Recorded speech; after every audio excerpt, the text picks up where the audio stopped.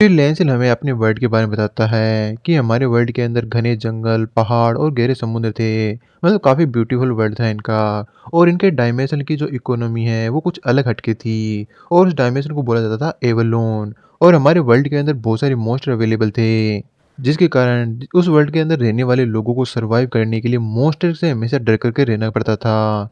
तो उनकी जो बेसिक स्किल है सर्वाइवर की, हंटिंग और गैदरिंग, वो समय के साथ डेवलप्ड है वो हो गई।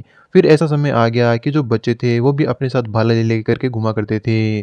और जो वॉर थी उनके लिए तो चुटकियों का खेल था। सभी लोग वहाँ पे योद्धा हुआ करते थे और शूरवीर हुआ करते थे। और इन योद्धाओं के कारण ही समय के साथ जो मॉन्स्टर की दिक्कत थी वो सोल्ट आउट है वो हो गई। और जो एवेलोन है वो फाइनली एक अच्छी सिविलाइजेशन वाली जो डायमेंशन वो बन गया। अब जो मॉन्स्टर थे उनका नामो निशान भी इस वर्ल्ड के अंदर अवेलेबल है वो नहीं रहा। लेकिन उसके अलावा एक और बहुत बड़ी थ्रेटन है वो सामने आई। वो थी वॉर। लोगों के पास इतनी ज़्यादा ताकत आ गई थी कि अब वो अपनी खुद की टेरिटरी वो बनाना चाहते थे। मॉन्स्टर के ना होने के बाद में भी इंसान आपस में टेरिटरी के लिए लड़ने वो लग गए। और लाशों की काफ़ी लंबी कतार वो लगने लगी। काफ़ी सेंचुरी तक यही जो सिविल वॉर है वो चलती रही। जब सभी लोग इस वॉर से थक चुके थे उसी समय एक जो यंग नाइट है उसका उदय हुआ, जिसने अपनी पीसफुल नीति और डिप्लोमेसी का यूज करते हुए सभी नाइट्स के द्वारा जो वॉर है वो एंड वो करा दी। और एक ऐसा नाइट जो सभी का चहीता और लवली हो, उसे ही सभी लोगों ने किंग मान लिया और फाइनली सभी लोगों का वो किंग है वो बन गया। और उसका नाम था द किंग आर्थर। जिन लोगों की आंखों में पहले दुख और हर प्रकार की डर रहता था, अब उनकी जिंदगी में एक नई खुशी की जो चमक है वो आर्थर ने लेकर के आई। उसने उन सभी नाइट्स को बुलाया जिन लोगों ने बैटल के अंदर पार्टिसिपेट है वो किया। और उन लोगों से ये प्रॉमिस लिया कि वो आगे कभी भी इस प्रकार की जो ब्लथ वाली जो बैटल है उसमें भाग वो नहीं लेंगे। अब जब भी वो अपनी स्वॉर्ड उठाएंगे तो इस एवलोन डायमेंशन की रक्षा के लिए उठाएंगे। आपसी लड़ाई के लिए कभी भी वो स्वॉर्ड है वो नहीं उठाएंगे। और उसी दिन से जो कैमेलॉट के 12 नाइट थे उन्हें ऑफिशियली जो नाइट का दर्जा है वो दे दिया गया। अब जो भी हमारे डायमेंशन के अंदर अटैक करने के लिए आता या इन्वेड करने के लिए आता तो हम काफ़ी सक्सेसफुली डिफेंड वो कर लेते, क्योंकि हमारे पास करेज था, पावर थी और हम संगठन के अंदर थे। अब एवरलोन डायमेंशन पहले के मुकाबले काफ़ी ज़्यादा स्ट्रॉन्ग है वो हो गया। इसी प्रकार से एक और दिन एक और नई जो इन्वेडर की टीम है वो आ गई। इस बार आने वाले जो एनिमी हैं वो डार्क मेज थे, बर्नोल्ड डायमेंशन के। लेकिन इस बार वो इनक्रेडिबली पावरफुल थे, जिनका हम लोग सामना है वो नहीं कर पाए और हम सभी लोग हार गए। और हमारा पूरा कॉन्टिनेंट डिस्ट्रॉय वो हो गया। और जो कैमेलॉट के 12 नाइट है वो उस कैमेलॉट से अटैच है वो हो गए। और हमें एक कर्स है वो दे दिया गया कि हम लोग मरने के बाद में भी अनडेड बन करके जिंदा है वो रहेंगे।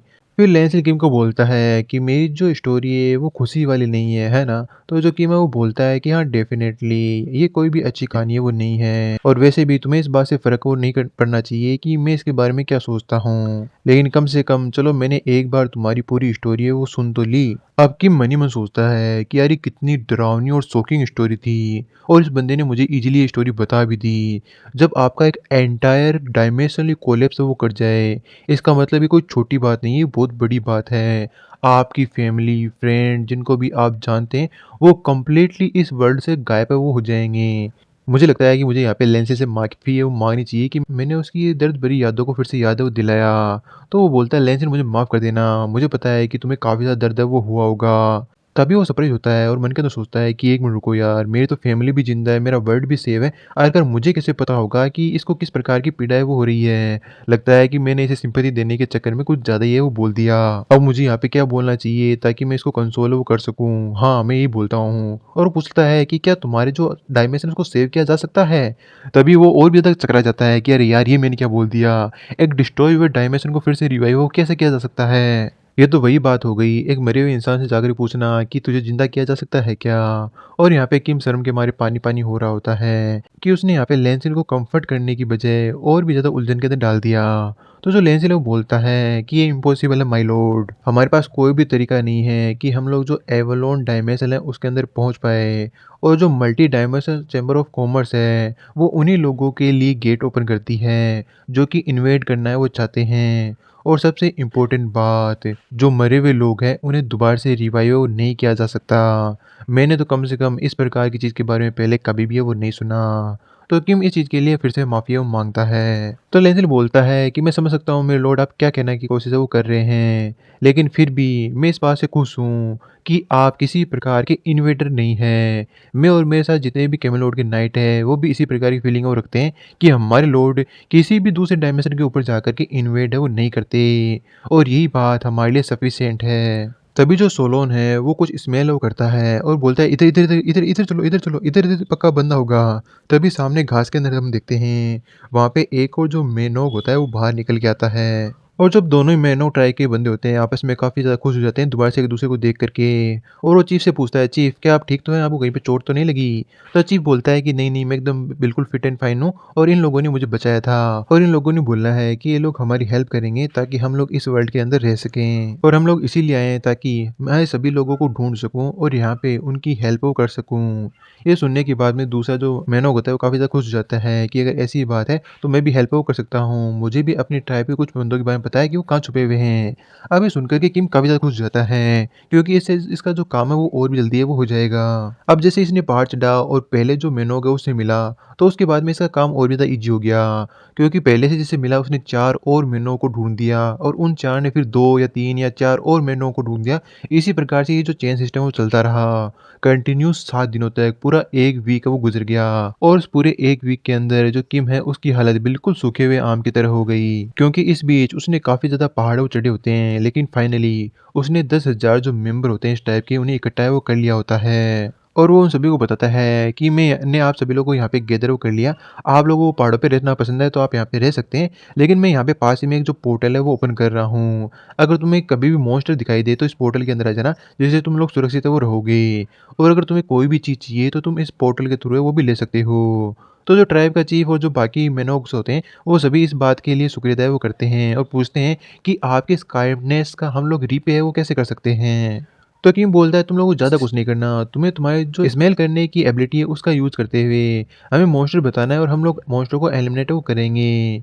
फिर है ना जो वेब के ऊपर एक और नोटिफिकेशन किम के द्वारा चला दी जाती है कि खतरनाक मॉन्स्टर ट्रैकर को ट्रैक करने वाले जो ट्राइब है मेनोक ट्राइब वो हमारे ट्राइब के अंदर शामिल है वो हो चुकी है। तो पैक्स फैक्शन के जितना भी स्टाफ है वो मिलकर के इनके साथ काम करें और जितने भी छुपे हुए मॉन्स्टर है उन्हें एलिमिनेट वो कर दें। और मेनोक ट्राइब भी इस बात पे काफ़ी ज़्यादा प्राउड करती है कि वो अपनी स्मेल से काफ़ी अच्छे से इन लोगों की हेल्प वो कर पाएंगे। और उनका लीडर और बाकी सभी जो मेनोक होते हैं वो भी है ना सभी की हेल्प करने के लिए तैयार हो जाते हैं।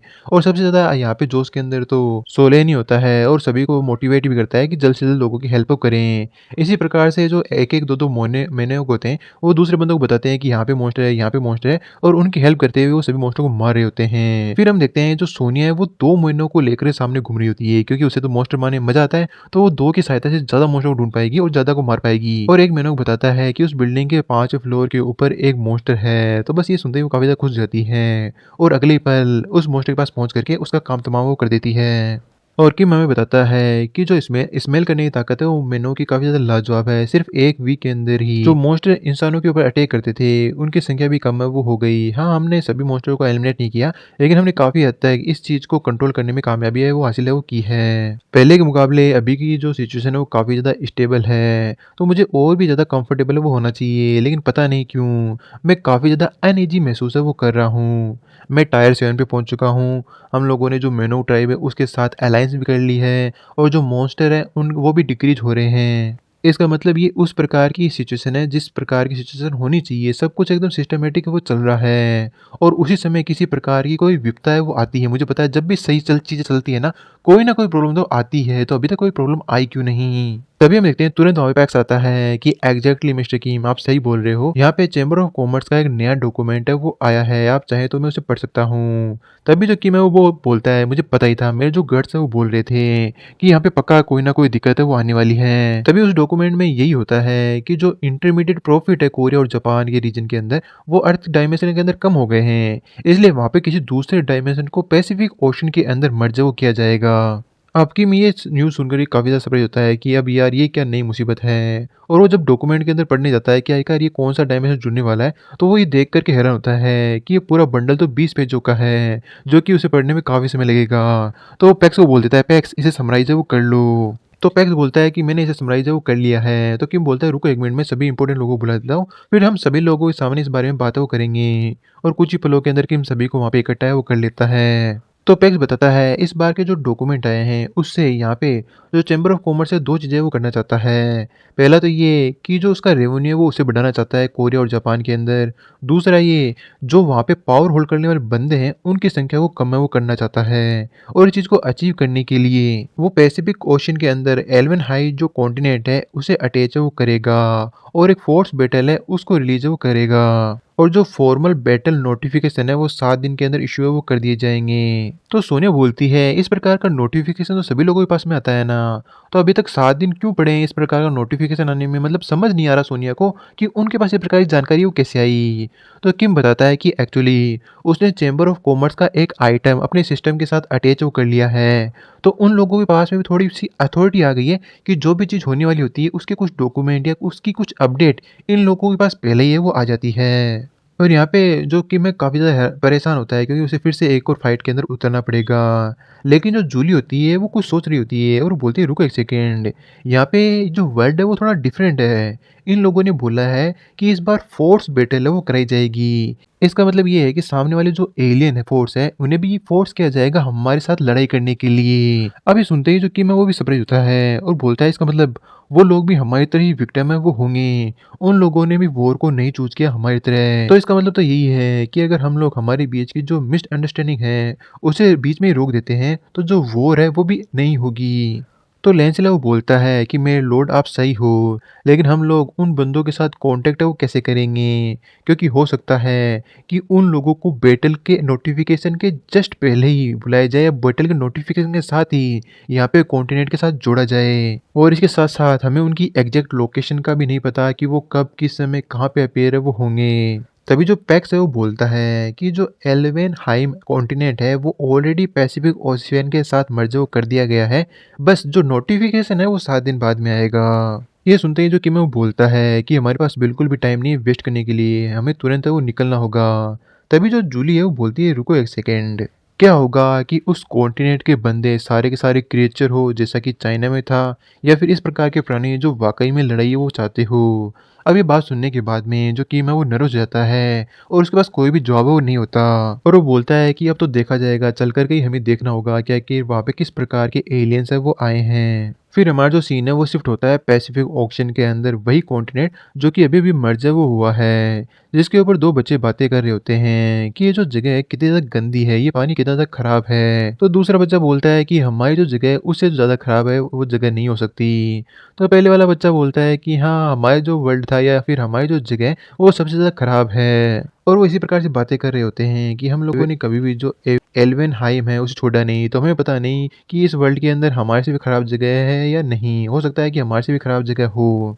और लगता है ये जो वर्ल्ड है इसके अंदर इस प्रकार का बेकार पानी है, तो यहाँ पे कोई भी प्राणी है वो एग्जिस्ट नहीं करता। अगर वो एग्जिस्ट करते होंगे तो पहले ही मारे जा चुके होंगे। मतलब इन बच्चों को यहाँ पे ऐसा लगता है कि इस पूरे वर्ल्ड के अंदर जहाँ पे ये लोग रिलोकेट है वो हुए हैं या फिर मर्ज हुए हैं, वहाँ पे कोई भी प्राणी है वो एग्जिस्ट है वो नहीं करता। तभी ये बच्चा किसी प्रकार की एबिलिटी का यूज करते हुए उस खराब हुए पानी को फिर से प्योरीफाई करने की कोशिश करता है। तभी उनके पीछे एक एल्डर आके बोलता है कि आखिर तुम लोग वहाँ पे क्या कर रहे हो? जो चेयरपर्सन है उसने बोला है बिना ऑर्डर के तुम्हें अर्थ के साथ कोई भी छेड़छाड़ है वो नहीं करनी है। आखिर तुम लोग इस प्रकार से इंस्ट्रक्शन को इग्नोर हो कैसे कर सकते हो? तो बच्चा बोलता है कि नहीं नहीं, मैं तो बस इस पानी को प्योरीफाई करने की कोशिश कर रहा था। तो बंदा बोलता है कि अगर तुम्हें इस प्रकार का भी एक्शन लेना है तो तुम्हें रिक्वायरमेंट होगी परमिशन की। और हम देखते हैं कि काफ़ी दूर से जो कि मैं उन सभी को ऑब्जर्व कर रहा होता है। और किम बोलता है इन लोगों को देखने से ऐसा लगता है कि ये एल्फ टाइप के एलियंस हैं, लेकिन वो काफ़ी ज़्यादा दयनीय स्थिति के अंदर दिख रहे हैं। तभी जो लेंसिन है वो बोलता है लगता है कि अभी उसने समुद्र को प्योरीफाई करने की कोशिश की। तो किम पूछता है प्योरीफिकेशन ये होता क्या है?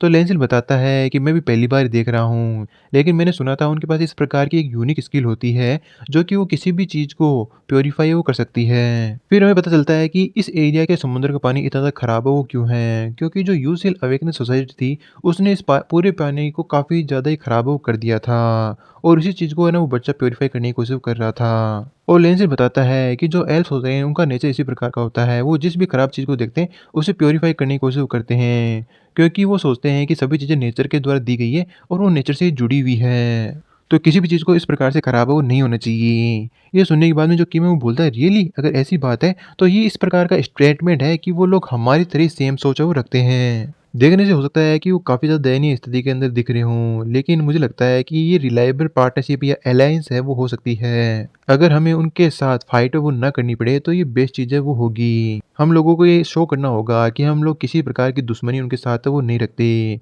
हमें उनका एक काफ़ी गर्मजोशी के साथ स्वागत वो करना चाहिए। तभी जो एल्डर है यहाँ पे किम की सिर्फ की तरफ देखते हुए सोचता है कि आखिर वो क्या है? वो चीज़ कंटिन्यूअसली हमारी ओर बढ़ते हुए वो जा रही है। क्या वो लोग हमें यहाँ पे स्काउट करने के लिए आए हैं? अपनी वॉर के लिए प्रिपेयर वो कर रहे हैं?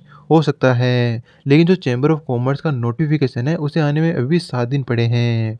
तभी वो देखता है सामने की ओर से किसी प्रकार की कोई लाइट वो चमकती है और तेज़ रफ्तार के साथ कोई आइटम उनकी ओर आता है। और वो सभी लोग इस बॉक्स को देखकर सरप्राइज़ जब हो जाते हैं और सबसे ज़्यादा सरप्राइज़ तो यहाँ पे एल्डर होता है। और वो जब देखते हैं तो उसके अंदर काफ़ी हरी-भरी वेजिटेबल्स है वो होती हैं। कुछ समय बाद में किम भी वहाँ पर आकर के उस एल्फ से हाथ वो मिला लेता है और वो एल्फ है वो बोलता है कि मुझे नहीं पता कि तुम कौन हो, लेकिन वाक़ई में जो तुमने ये गिफ्ट भेजा है वो लाजवाब है। हम लोग एल्फ्स हैं और मैं उनके अंदर एक नोबल पर्सन हूँ, जो कि नेचर की ब्लेसिंग को प्रोटेक्ट वो करता है और मेरा नाम इथन है। तो किम भी बोलता है कि तुमसे मिलकर खुशी हुई, मेरा नाम भी किम है और मैं पैक्स फैक्शन का लीडर हूँ कोरिया से। अब जैसे ही ये नाम बोलता है, तो तीनों ही एल्फ्स काफ़ी ज़्यादा सरप्राइज़ हो जाते हैं कि ये बंदा कोरिया से है। अब इस प्रकार का रिएक्शन देखकर ही किम समझ जाता है और वो बोलता है कि तुम लोगों के रिएक्शन से पता चल रहा है कि तुम लोगों को पता है कि हमारे साथ तुम्हारी बैटल है वो होने वाली है 7 दिन बाद में। लेकिन तुम लोगों को चिंता है वो नहीं करनी चाहिए। हम लोग इसीलिए यहाँ पे आए हैं ताकि हम लोग बता सकें हमारी कोई भी इंटेंशन नहीं है तुम लोगों के खिलाफ वॉर करने की। ये पूरी सिचुएशन चैम्बर ऑफ कॉमर्स के द्वारा इस स्कैम वो की गई है ताकि वो हमें आपस में लड़ा वो सकें। तो इथन बोलता है कि ऐसी बात है, चलो ये अच्छी बात है। अगर तुम भी वॉर नहीं चाहते तो हम लोग भी वॉर है वो नहीं चाहते। एट लास्ट कोई तो ऐसे लोग हैं वो मिले जो कि हमारी तरह सेम सोच है वो रखते हैं। लेकिन मुझसे बात करने से अच्छा ये होगा कि तुम हमारे जो चेयरपर्सन है उससे बात है वो करो। हमारे जो चेयरपर्सन है उसका रेजिडेंस हमारे इस कॉन्टिनेंट की राजधानी गेलाडोन में है। तो इस तरह से वो राजधानी सिर्फ 3 दिन के फासले के ऊपर है। अगर हम लोग अभी पैदल निकले तो हमें अभी निकलना चाहिए। तो जो कि मैं वो बोलता है 3 दिन पैदल चल कर के? बिल्कुल नहीं। और वो अपना व्हीकल निकाल लेता है जिसे कि हयुंसू चला रहा होता है और जो एल्फ है वो इसकी सवारी का मज़ा वो ले रहे होते हैं। मतलब इस स्पीड के अंदर इन तीनों एल्फ को मज़ा है वो आ रहा होता है। लेकिन जैसा कि हमें पता ही है कि इनको काफ़ी ज़्यादा परेशानी है वो होती है हाई स्पीड के अंदर। और पूरे रास्ते वो एल्फ यहाँ पे हयुंसू को गाइड कर रहा होता है कि उन्हें किस तरफ है वो जाना चाहिए। और कैपिटल के पास में पहुँचने के बाद में वो बोलता है कि अब हमें अननेसेसरी मिसअंडरस्टैंडिंग क्रिएट करने से बढ़िया होगा कि हम यहाँ से पैदल वो जाएँ। तो किम भी इस बात के ऊपर तुरंत एग्री वो कर जाता है। किम धीरे से हयुंसू को बोलता है कि तुम यहीं पे रुको, हम लोग यहाँ पे अटैक करने के लिए तो नहीं आए, लेकिन कुछ ही प्रॉब्लम है वो हो सकती है। तो मैं यहाँ से जो लेन सेल है उसके साथ जाऊँगा और तुम सेफ्टी के लिए यहीं पे रुको। और फिर हम देखते हैं कि वो इसी प्रकार से उस कैपिटल के अंदर चल रहे होते हैं, जहाँ पे कुछ बच्चे वो खेल रहे होते हैं और किम आस-पास के एरिया का मुआयना वो करता है। तो वहाँ पे कुछ है ना कपल या फिर जो ओल्ड मैन है, वो बातें कर रहे होते हैं कि अरे यार मैंने सुबह ही तो पानी दिया था। तो जो लेडी एल्फ है वो बोलती है कि पानी देने से काम नहीं होता, उन्हें फर्टिलाइज़र यानी जो खाद है वो भी देनी होती है। और किम मन के अंदर सोचता है कि यहाँ का जो बिल्डिंग मटेरियल है वो काफ़ी ज़्यादा पुराना है। देखने से तो ऐसा यहाँ पे कोई भी बंदा नहीं लग रहा जो कि काफ़ी ज़्यादा स्ट्रॉन्ग है वो हो। लगता है ये कैपिटल के बाहर ही कोई छोटा-मोटा गाँव है, इसीलिए इतना ज़्यादा गरीब वो दिख रहा है। लेकिन आखिरकार यहाँ से जो मेन कैपिटल है, वो कहाँ पे है, कितनी दूर है? अब ऐसे मत बोलना कि अब यहाँ से हमें कंटिन्यू 2 दिन पैदल वो चलना होगा। तभी जो ईडन है वो बोलता है, हम लोग पहुँच गए और किम बड़ा ही हैरान होता है, क्योंकि सामने की जो बिल्डिंग होती है, जो कैपिटल होती है, वो काफ़ी ज़्यादा दयनीय स्थिति के अंदर होती है। मतलब काफ़ी ज़्यादा उसमें दरारें पड़ चुकी होती है, टूटी-फूटी होती है। और तभी हम वहाँ पे जो एल्फ के एल्डर्स या जो ओल्ड मैन है, उन्हें देखते हैं, जो कि आपस में किसी बंदे के ऊपर चर्चा कर रहे होते हैं। एक बंदा बोलता है वो मर गया होगा, दूसरा बोलता है नहीं वो ज़िंदा होगा। इसी प्रकार से उनकी बातें वो चल रही होती हैं। और किम एक बार फिर से क्लियर करते हुए ईथन से पूछता है, क्या वाक़ई में ये तुम्हारी कैपिटल है? क्योंकि वो काफ़ी ज़्यादा सरप्राइज़ होता है, उसने कभी भी उम्मीद नहीं की थी, इतनी बेकार स्थिति में उनकी कैपिटल है वो होगी। और किम वाक़ई बहुत ज़्यादा हैरान होता है, क्योंकि उसे नहीं भी लगा था कि उनकी कैपिटल एक जो ह्यूमन के विलेज होता है, उससे भी ज़्यादा बुरी स्थिति के अंदर है वो हो सकती है। तभी हम देखते हैं उस एल्डर के ऊपर एक एल्फ आकर चिल्लाती है, डियर एल्डर, आखिरकार आपको मैंने कितनी बार बोला है, आप ऐसे किसी भी चीज़ को ट्रेस को इधर-उधर फेंक है वो नहीं सकते। तो वो एल्डर है वो बोलता है तो इसके अंदर प्रॉब्लम ही क्या है? जो मदर नेचर है वो इसका ध्यान है वो अपने आप रख लेगी। तो वो एल्फ फिर से बोलती है कि हाँ, ये बात सच है वो रख लेगी, लेकिन आपके जो मैनर्स है वो कहाँ चले गए? आपने इस कप के ऊपर अपना नाम है वो लिख रखा है और फिर इस कचरे को इधर-उधर फेंक दिया। आखिरकार आपकी जो रिस्पॉन्सिबिलिटी है वो कहाँ गई? आपको देख कर के ये जो बच्चे हैं वो भी कॉपी है वो करने लग जाएँगे और उनका बिहेवियर ही वैसा ही है वो बन जाएगा। तभी जो एल्डर है वो बोलता है कि जब से तुम चेयरपर्सन बनी हो तब से इसी प्रकार से तुम किसी न किसी बातों के अंदर नुक्स है वो निकालती रहती हो। अगर तुम इसी प्रकार से चिल्लाओगी तो जो हमारे गेस्ट हैं उनके कान के पर्दे वो फट जाएँगे। तो ये सुनकर के वो भी हैरान होती है, क्या हमारे यहाँ पे गेस्ट है वो आए हैं? आखिरकार कहाँ पर? और जब वो देखती है कि किम और लेंज़िन वहाँ पे खड़े हैं तो शर्म के मारे उसके हाथ में जो कप होता है वही टूट जाता है। फिर वो सेपरेट रूम में गए आने के बाद में वो एल्फ़ा वो बोलती है, मुझे लगता है कि हमारे बच्चों ने आपके लिए बहुत ज़्यादा प्रॉब्लम वो पैदा है वो की होगी, लेकिन उनको यहाँ पे लाने के लिए आपका धन्यवाद। तो किम बोलता है, नहीं, नहीं, उनके कारण तो हमारी जो जर्नी है वो शॉर्ट हो गई, उनकी हेल्प से ही हम लोग यहाँ पे आ पाए। फिर वो एल्फ़ आके बोलती है कि ठीक है मैं समझ गई तुम क्या कहना चाहते हो, तुम वॉर नहीं करना चाहते, हम लोग भी वॉर है वो नहीं करना चाहते, तो हमें किसी प्रकार की चिंता की ज़रूरत है वो नहीं है। हम लोगों का बिल्कुल भी इरादा नहीं है कि हम हमारे कॉन्टिनेंट को छोड़ कर के बाहर की ओर एक कदम भी है वो रखें। तो जो किम है वो बोलता है कि हाँ, ये सुनने में काफ़ी ज़्यादा अच्छा होगा कि हम लोग इसी प्रकार से पीसफुल रिलेशनशिप अपने बीच में बना कर के वो रखें। तभी जो एल्फ़ वो बोलती है कि नहीं, ऐसा नहीं हो सकता। जो भी आउटसाइडर हमारे यहाँ पे इन्वेड करने की कोशिश करेगा, तो उसके बारे में पहले ही क्लियरली बता देती हूँ कि हम लोग इस चीज़ को बिल्कुल भी टॉलरेट वो नहीं करेंगे। कोई भी बंदा हमारे ऊपर अटैक करने के लिए आता है, तो उसका अंजाम एक ही होगा, वो होगी मौत। हकीम इन सभी को लाइटली ले रहा होता है क्योंकि इसकी नज़र में यहाँ पे कोई भी इतना पावरफुल बंदा नहीं था, जो उसका सामना है वो कर सके। तो वो बड़ी स्माइल के साथ मन में सोचता है कि यार इन बंदों की हिम्मत तो देखो। और वो फिर एल्फ को बोलता है, अच्छा तो कोई भी आएगा, उन सभी को तुम मार डालोगी? तुम्हें देख कर के ऐसा नहीं लगता कि तुम्हारे अंदर ये कॉन्फिडेंट बोल रहा है, मुझे लगता है कि तुम्हारे अंदर का ये जो घमंड है वो बोल रहा है। तो जो एल है वो बोलती है कि मैंने जो बोला बस वही सच है। अब वहाँ पे एक पल का साइलेंट है वो हो जाता है और एल्फ ने एक थोड़ा-सा बैड लुक है वो दिया होता है किम को, जिस कारण जो लेंसिल है अपनी जो स्वॉर्ड है वो बाहर क्यों निकालने लगता है। और वो बोलता है कि तुमने एक बहुत बड़ी गलती है वो कर दी है। तुमने मेरे लॉर्ड के प्रति बड़ी ही डिसरिस्पेक्ट के साथ है वो बोला है, जो कि यहाँ पे पीस के लिए आए हैं। हमारे लॉर्ड खुद चल कर के यहाँ पे आए ताकि दोनों कॉन्टिनेंट के बीच में शांति वो बनी रहे और तुम्हारा इस प्रकार का रिस्पॉन्स। अब किम भी अंदर ही अंदर खुश होता है कि वाह लेंसिल क्या बात कही। और लेंसिल आगे बोलता है कि तुम्हें अपने घुटनों पर आकर के इमीडिएटली इस प्रकार के ऑफेंस के लिए माफ़ी वो मांगनी होगी। लेकिन हम देखते हैं जो एल्फ है वो सीधा यहाँ पे लेंसिल के ऊपर अटैक वो कर देती है और किम को समझने का टाइम ही नहीं मिलता कि आखिर अभी उसके साथ हुआ क्या। और वो जब पीछे की ओर देखता है तो वहाँ पे एल्फ ने जो लेंसिल है उसे पीछे की दीवार के साथ टकरा दिया होता है।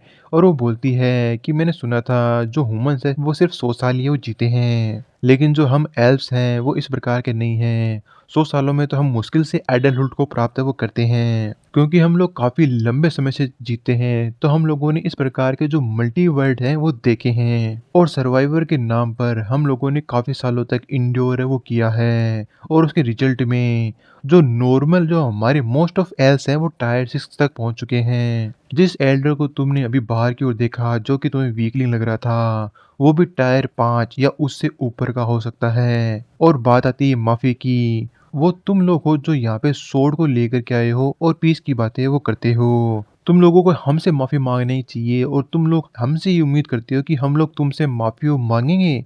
तुम लोगों ने यहाँ पे एक बहुत बड़ी मिस्टेक है वो की है। अब तुम्हारी बारी आ चुकी है, अपना सिर झुकाओ और मुझसे माफ़ी मांगो, वरना मैं तुम्हें यहाँ से जिंदा है वो नहीं जाने दूंगी। और हम देखते हैं कि यहाँ पे वो एल्फ काफ़ी ज़्यादा बैड से वो लग रही होती है और एक डेडली ऑरा या डेडली लुक है वो भी दे रही होती है। और हम देखते हैं कि उसने एक नॉर्मल से अटैक के साथ ही जो लेंसिल का एक हाथ होता है उसे उखाड़ लिया होता है। ये देख करके किम काफ़ी ज़्यादा गुस्से के अंदर आ जाता है और बोलता है कि तुम बास्टर्ड कहीं की, आखिर तुमने ये क्या किया? उस बंदे ने तो मुश्किल से स्वॉर्ड को बाहर निकाला होगा और तुमने उसकी इस प्रकार की हालत है वो कर दी। और ऊपर से तुम ये चाहती हो कि मैं झुक करके सिर झुका करके तुमसे माफ़ी मांगूं। क्या तुम ये मजाकिया बात बंद नहीं कर सकती? चलो तो देखते हैं इसके अंदर मुश्किल क्या है। और तुरंत ही अपने घुटनों पर आकर के उससे माफ़ी मांगता है कि मुझे माफ़ कर दो और कृपया लेंसिल के ऊपर थोड़ी मर्सी है वो दिखाओ। और फिर वो शीर्षासन है वो करने लगता है कि प्लीज़ प्लीज़ उसे छोड़ दो। अब भाई यहाँ पे एल को इस प्रकार की उम्मीद नहीं थी कि किम इतनी जल्दी इस बात को मान जाएगा, तो वो तुरंत उसे छोड़ देती है। किम भी तुरंत उसे है ना अपनी सब स्पेस के अंदर भेजने लगता है और जो एल है वो बोलती है तुम तो बड़ी जल्दी अपनी जो सिर है उसको मेरे सामने झुका दिया। लेकिन ये बंदा तुम्हें लीडर बोल रहा था, लॉर्ड बोल रहा था, तो तुम्हें थोड़ी बहुत तो रिस्पेक्ट है वो रखनी चाहिए थी। तो किम बोलता है कि आयकार ऐसे प्राइड क्या काम का जब तुम्हारा जो कॉमरेड है वो मारा जाए। अगर मेरे सिर झुकाने से मेरा कॉमरेड बचता है तो मैं इस चीज को 10 बार भी वो कर सकता हूँ। और किम लेंसिल को बोलता है जाकर ही तुरंत हील हो जाओ। और जो लेंसिल है वो माफी मांगता है अपनी इनकेपेबिलिटी के लिए। और एल बोलते हैं तुम वाकई में काफी अलग हटकर के पर्सन हो। चलो हम लोग सीधे टॉपिक के ऊपर आते हैं। मैं वापस से वही बात बोलूंगी, हम किसी भी बंदे के एरिया के अंदर नहीं जाएंगे और कोई भी बंदा हमारे एरिया के अंदर नहीं आएगा। अगर कोई भी बंदा यहाँ पे आता है तो उसे एनिमी है वो समझा जाएगा। तो किम बोलता है तुम कुछ ज्यादा ही एकांत प्रिय नहीं हो क्या। तो एल्फा वो बोलती है कि हम लोग एकांत प्रिय हैं या नहीं इस चीज का तुम्हारे से कोई लेना देना ही नहीं है। तुम लोगों को तो ग्रेटफुल होना चाहिए कि हम लोग तुम्हारे ऊपर अटैक है वो नहीं कर रहे। हम लोग यहाँ पे शांति से हैं वो मरना चाहते हैं। क्या इस बात से तुम्हें कोई प्रॉब्लम है। ये सुनने के बाद में जो किम है वो बोलता है कि तुम ये कहना चाहती हो कि तुम किसी भी पर्सन से मदद है वो नहीं लोगी चाहे तुम मर ही क्यों ना जाओ। क्या जो तुम्हारा हुनर है इतना ज़्यादा बड़ा है क्या? तुम्हें ना हेल्प को एक्सेप्ट वो कर लेना चाहिए जब कोई तुम्हें ऑफर वो करता है। यही चीज़ हमेशा बेस्ट वो होती है। और इसी प्रकार से जो किम है उसे ज्ञान देने की कोशिश कर रहा होता है, लेकिन जो यहाँ पे वो एल्फ है एक डेडली लुक है वो रिलीज करती है जिससे किम यहाँ पे समझ जाता है कि वो कुछ ज़्यादा ही बातें वो कर रहा है। और वो फिर से माफी मांगता है कि मैं कुछ ज़्यादा ही बोल गया। फिर जो एल्फ है वो बोलती है कि तुम्हें समझाने से अच्छा होगा कि मैं तुम्हें वो चीज़ है वो दिखाई दूँ, चलो मेरे साथ आओ। अब किम काफ़ी ज़्यादा हैरान हो जाता है कि आखिर ये एल्फ मुझे क्यों बुला रही है। अभी-अभी तो ये मुझे डेडली लुक है वो दे रही थी, अब ये बोल रही है कि मैं इसे फ़ॉलो करूँ, क्या मैंने इसे ऑफेंड वो कर दिया है? कहीं ऐसा तो नहीं ये मेरे को यहाँ पे किडनैप करेगी, फिर मेरे को टॉर्चर वो करेगी। और ये सोचते ही किम की हालत बहुत ज़्यादा पतली वो हो रही होती है। फिर वो प्लान लगाता है कि उसे क्या करना चाहिए। जैसे ही उसके ऊपर अगर ये किसी प्रकार का अटैक करने की कोशिश करेगी, वो फटाफट से अपना पोर्टल है वो ओपन करके सब स्पेस के अंदर चला जाएगा और एक अच्छा मौका देख करके हेलीकॉप्टर के ज़रिए वहाँ से भागने की कोशिश वो करेगा। क्योंकि एल्फ के पास विंग तो होते नहीं, ये उड़ तो सकते नहीं, तो हवा के अंदर ये हम तक नहीं पहुँच पाएँगे, तो मैं आराम से बच कर के निकल जाऊँगा। और जैसे ये कहावत है, अंत तक अपना जो ट्रम्प कार्ड है वो बचा कर रखना चाहिए, जिससे कि शेर की गुफ़ा के अंदर भी तुम लंबे समय तक सर्वाइव कर सकते हो। तभी वो एक एरिया से गुज़रता है, तो नीचे की ओर एक एल्फ दूसरी एल्फ को प्रैक्टिस है वो करा रही होती है। और वो एल्फ भी एक अपने धनुष के अंदर एरो को लोड है वो करती है और सामने की ओर रिलीज़ करती है। अब वो अटैक इतना खतरनाक होता है कि सामने की पूरी जगह को डिस्ट्रॉय वो कर देता है। इस चीज़ को किम ने भी नोटिस वो कर लिया होता है और वो काफ़ी हैरान होता है कि इस एल्फ की पावर तो कितनी ज़्यादा लाजवाब है। तभी जो चेयरपर्सन एली एल्फ होती है वो बोलती है कि ये बच्ची काफ़ी ज़्यादा अनस्किल है, इसलिए इसे अलग से प्रैक्टिस वो कराई जा रही है। इसकी जो पावर है इसके साथ वाले बच्चों से कम है, इसलिए इसे कंटिन्यूअसली प्रैक्टिस की ज़रूरत है। ये काफ़ी ज़्यादा काम है वो नहीं है, ये काफ़ी ज़्यादा इम्पेशेंट पर्सन है, लेकिन वॉर कभी भी हो सकती है तो हमें तैयार हो रहना होगा। अब किम दोबारा से उधर देखकर ही सोचता है कि ये पर्सन अनस्किल है तो स्किल वाले पर्सन है वो कैसे होंगे। और ऊपर से इसकी पावर अपने साथ वाले बच्चों से कम है, ये किस तरीके से कम है। अब मुझे समझ में आ गया, शेर की गुफा के अंदर जो शेर के पिल्ले भी शेर ही होते हैं। तो अगर यहाँ पे बच के रहना है तो अगर हम लोग बिल्ली बन के रहेंगे तो हो सकता है हमारे बचने की चांस और भी ज़्यादा बढ़ जाएँ। तभी जो एलिया वो बोलती है कि हम लोग पहुँच गए, तो किम है वो बोलता है क्या हम लोग पहुँच गए? आखिरकार मुझे कहाँ पे लेटना है मुझे बताओ। मतलब किम यहाँ पे बुरी से बुरी कंडीशन के तैयार होता है, उसे लगता है कि यहाँ पे उसे टॉर्चर वो किया जाएगा। लेकिन वो जब सामने देखता है वो काफ़ी ज़्यादा सरप्राइज़ होता है। उसके सामने एक छोटा-सा ट्री होता है जो कि चमक रहा होता है, किसी प्रकार की एनर्जी को रिलीज़ वो कर रहा होता है। तभी जो एलिया वो बताती है ये है वर्ल्ड ट्री। जो एल्वेनहाइम है उसके ऊपर एक कर्स चढ़ा हुआ है। हम लोग कोशिश कर रहे हैं जितने लंबे समय तक सर्वाइव कर पाएँ उतने लंबे समय तक सर्वाइव करवाने की। लेकिन ये जो कर्स है मुझे नहीं लगता कि हमें ज़िंदा वो छोड़ेगा। तभी जो किम है वो पूछता है एक कर्स? आखिरकार ये किस प्रकार का कर्स है? तो जो एलिया वो बताती है एक्चुअली ये जो वर्ल्ड ट्री है इसकी ओरिजिन शायद काफ़ी ज़्यादा विशाल थी, जो कि काफ़ी ज़्यादा इंक्रीमेंट अमाउंट के अंदर एनर्जी है वो रिलीज़ वो करता था। इसकी जो लाइट है इतनी ज़्यादा ब्राइट थी कि तुम नंगी आँखों से सामने की ओर नहीं देख सकते थे। लेकिन हम लोग एक जो डायमेंशनल बैटल है उसके अंदर हारे गए। उसके बाद से ये जो वर्ल्ड ट्री है वो भी छोटा होता गया और इसकी जो पावर है वो भी कम हो गई। हम लोग हारे ही नहीं गए, हमारे ऊपर कर्स भी वो चढ़ गया। लेकिन जो हमारा एंटायर कॉन्टिनेंट है उसके ऊपर भी वर्ल्ड ट्री के ऊपर क्रस्ट चढ़ने के कारण जो क्रस्ट है वो चढ़ गया।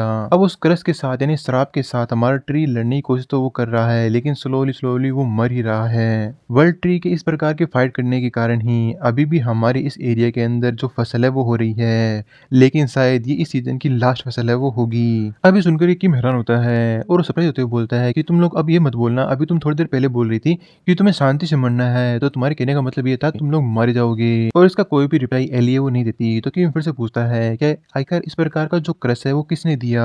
तो एली बोलती है कि आखिर तुम इस चीज के बारे में इतना क्यूरियस है वो क्यों हो, तुम आखिर क्या हेल्प वो कर पाओगे। तो कि मैं वो बोलता है कि ये बात नहीं है कि मैं हेल्प कर पाऊंगा या नहीं, लेकिन मैं फिर भी जानना वो चाहता हूँ। तो एली बोलती है तुम्हारा जो लेवल है वो तो मुझसे भी नीचे है, और वो उसे काफी नीचे नजर से देख रही होती है कि आखिर तुम ये जानकारी करोगे क्या।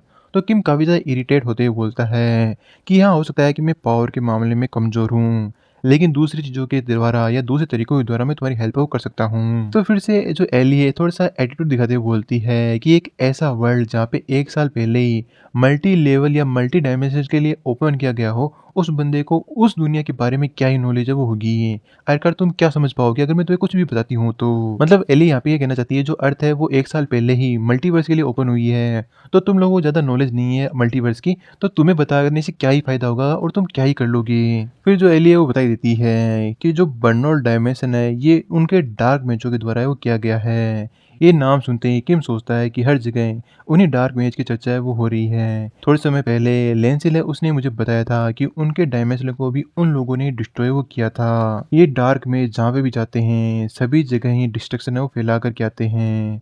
तभी हम देखते हैं कि जो एली है वो अपने हाथ में किसी प्रकार की पावर को या फिर नेचुरल पावर को गैदर करने लगती है, और वो बोलती है जो डार्क मैच है वो नेचुरल पावर यानी जो वर्ल्ड ट्री की पावर है उससे थोड़ा सा डरते थे, इसलिए उन्होंने हमारे ऊपर अटैक कर दिया जिससे कि हमारी जो वर्ल्ड ट्री की पावर वो कम हो जाए। मुझे नहीं पता कि तुम्हें इस बारे में जानकारी है या नहीं, लेकिन एल्फ्स के अंदर भी कुछ ऐसे टैलेंटेड बंदे बोर्न होते हैं जिनके पास नेचुरल पावर है वो होती है, और उन एल्फ्स के सिर के ऊपर सींग है वो होते हैं, उन्हें हाई एल्फ्स है वो बोला जाता है। तो किम ऐसे ही हाँ में हाँ मिला देता है कि हाँ हाँ मैंने भी देखा है सुना है, मेरे यहाँ वहाँ घूमते ही रहते हैं एल्फ्स। तो ये बात सुनने के बाद में जो एली एक पल के लिए शांत है वो हो जाती है, और वो बोलती है हमारे बहुत सारे जो हाई एल्फ्स है वो डार्क में से लड़ते हुए मारे वो गए, लेकिन हाँ फिर भी कुछ हाई एल्फ्स है वो जिंदा बचे थे। तभी जो किम है वो हेजिटेट करते हुए बोलता है देखा देखा मैंने बोला था मैंने कहीं ना कहीं उनको देखा है। फिर आगे वो बोलती है वो लोग तब से मिसिंग हैं जब से हम लोग इस अर्थ के ऊपर है वो आए हैं। हो सकता है कि ट्रांसपोर्टेशन के समय वो इस अर्थ के ऊपर कहीं पे टेलीपोर्ट है वो हो गए हों, लेकिन अगर तुम कभी भी इस प्रकार के हाई एल्फ्स को देखो जिसके सिर के ऊपर सींग हो तो मुझे ज़रूर वो बताना। अब किम की यहाँ पे हालत तो पतली हो रही होती है क्योंकि उसने झूठी ऐसे हाँ में हाँ बता दी कि उसने हाई एल्फ को देखा था, और वो अपनी इस गलती के लिए माफ़ी मांगता है क्योंकि उसे पता है कि ये एल्फ उसके साथ क्या क्या कर सकती है। अब मुझे जो बताना था वो मैंने तुम्हें बता दिया, मेरे पास बताने को अब कुछ भी है वो रहा नहीं। मैं बिलीव करती हूँ कि अब तुम मेरी सिचुएशन को समझ चुके होगे और हम लोग अब यहाँ से अलग अलग रास्ते वो जा सकते हैं। तो किम बोलता है कि हाँ हाँ बिल्कुल क्यों नहीं। तो एली बोलती है मैं तुम्हें यहाँ से प्लाजा तक गाइड वो करती हूँ, और प्लाजा से फिर जो ईथन है वो तुम्हें किनारे तक छोड़ आएगा। और ये कहते हुए वो वहाँ से रवाना है वो हो जाते हैं। लेकिन जो किम होता है वो मन के अंदर एक प्लान है वो सोचता है कि अगर मैं वर्ल्ड ट्री को स्टोर वो कर लूँ तो वो अपने सभी स्पेस के अंदर इसकी रिप्लिका बनाने की सोचता है अगर स्टोर करने के बाद में। लेकिन इस प्रकार की कोई भी जो कैटेगरी है वो एग्जिस्ट नहीं करती। उसने सोचा था उसके जो सब स्पेस है उसके अंदर पहले भी छोटे मोटे गमले वगैरह ट्री तो हैं ही, लेकिन ये वर्ल्ड ट्री है, वर्ल्ड ट्री की इसके अंदर कोई भी कैटेगरी ना होने के कारण वो उसे स्टोर है वो नहीं कर पाता। तो अब उसके पास एक ही चारा बचता है कि वो अगर इसे स्टोर करना चाहता है तो उसे अपने लेवल को बढ़ाना होगा, उसे अपने लेवल 5 से लेवल 6 तक वो जाना होगा, और लेवल 6 पे जाने के लिए उसे 1 लाख माना स्टोन की आवश्यकता है वो पड़ेगी, और उसके पास करंटली 68,331 ही माना स्टोन अवेलेबल है। तो वो इस काम को भी अभी परफॉर्म वो नहीं कर पाता, और बातों ही बातों के अंदर वो लोग प्लाजा के अंदर पहुंच जाए वो जाते हैं, और एलिया की बोलती है कि ठीक है अब मैं यहाँ से जाती हूँ, इथन को भेज देती हूँ वो तुम्हें गाइड है वो कर देगा। तभी जो किम है वो बोलता है कि जाने से पहले एक सेकंड रुको, मेरे पास तुम्हारे लिए एक गिफ्ट है।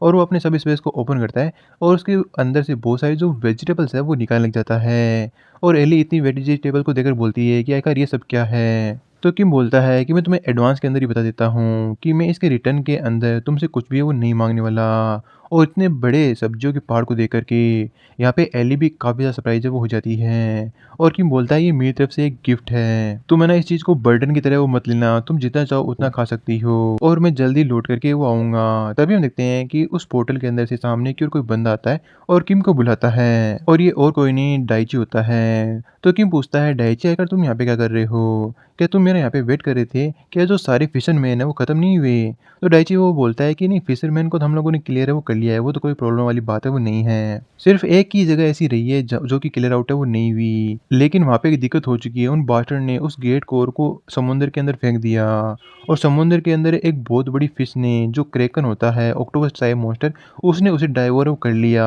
और इधर जो एली होती है इतने बड़े जो वेजिटेबल के पहाड़ को देखकर काफ़ी ज़्यादा हैरान होती है और उसे वो बात याद आती है जब उसने किम को बोला होता है कि तुम जैसा लोअर टायर का बंदा कर ही क्या सकता है। और किम ने उस समय गुस्सा करके कहा होता है कि हो सकता है कि वो और किसी तरीके से उसकी हेल्प वो कर सके। एली फिर सोचती है कि उसने इतनी बड़ी अमाउंट के अंदर इतने सारे जो रिसोर्सेज हैं उसे दे दिए और इस प्रकार के समय के अंदर ये रिसोर्सेज उसके लिए भी बहुत ज़्यादा इंपॉर्टेंट है वो होंगे। पक्का वो इसके बदले कोई ना कोई डिमांड है वो करने वाला है। अगर मैंने इसे एक्सेप्ट कर लिया तो हो सकता है ये किसी प्रकार का ट्रैप या कॉन्ट्रैक्ट है वो बन जाए। अगर ऐसा नहीं है तो पक्का उसका जो दिमाग है वो ख़राब है वो होगा। और इधर सारी सिचुएशन किम को समझ में आ जाती है कि वो ऑक्टोपस उसके पास में जाने पर वो एसिडिक इंक को फेंक देता है जिससे कोई बंदा उसके पास में है वो नहीं जा पा रहा।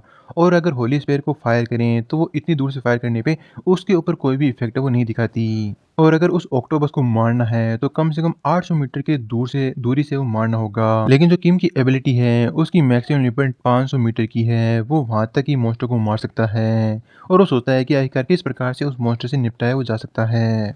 ऐसा कौन पर्सन है जो कि दूरी से उसके ऊपर अटैक करे, अटैक उसके पास पहुँच भी जाए और मार भी जाए। तभी उसे एली का ख़्याल है वो आता है और वो एली को बोलता है कि तुमने मुझसे ये चीज़ रिसीव हो की है तो क्या तुम मेरे ऊपर छोटा-सा फ़ेवर वो कर सकती हो? और एली वो बोलती है कि मुझे पता ही था कि तुम लोग ऐसी बातें वो करोगी। तुम आखिर कितने बड़े शेमलेस है वो हो सकते हो। तुमने नहीं बोला था ये एक गिफ्ट है? तो किम बोलता है कि ठीक है मैं तुम्हें इसका डबल वो दूँगा, बस तुम मेरे ऊपर एक फ़ेवर वो कर दो। और हमारा जो सीन है वो शिफ्ट होता है उस ऑक्टोपस मॉन्स्टर की तरफ। जो कि काफ़ी ज़्यादा भयानक और साइज़ के अंदर काफ़ी ज़्यादा बड़ा है वो लग रहा होता है। और वहाँ पे जो एली है वो आकर के अपने जो बालों को बाँधने वो लगती है और जो कि मैं उसे एक धनुष है वो प्रोवाइड वो कराता है और वो बोलता है कि प्लीज़ टेक केयर कर लो इस मॉन्स्टर का।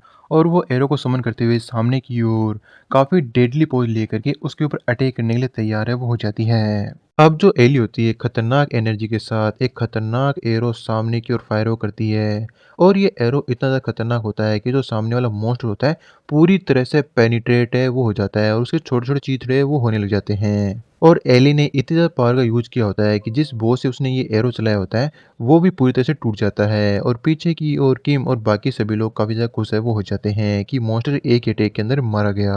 और फिर किम हमें बताता है कि मॉन्स्टर के मारे जाने के साथ ही उस मॉन्स्टर के अंदर जो गेट कोड था, वो भी डिस्ट्रॉय हो गया। इसका मतलब ये है कि जो भी मैजिक स्टोन करेकन के पास में थे और साथ में जो गेट कोर के पास में थे, जो मैं रिसीव करूँगा वो एक बड़ी मात्रा के अंदर होंगे और इनसे मैं 2 चीज़ें वो कर सकता हूँ।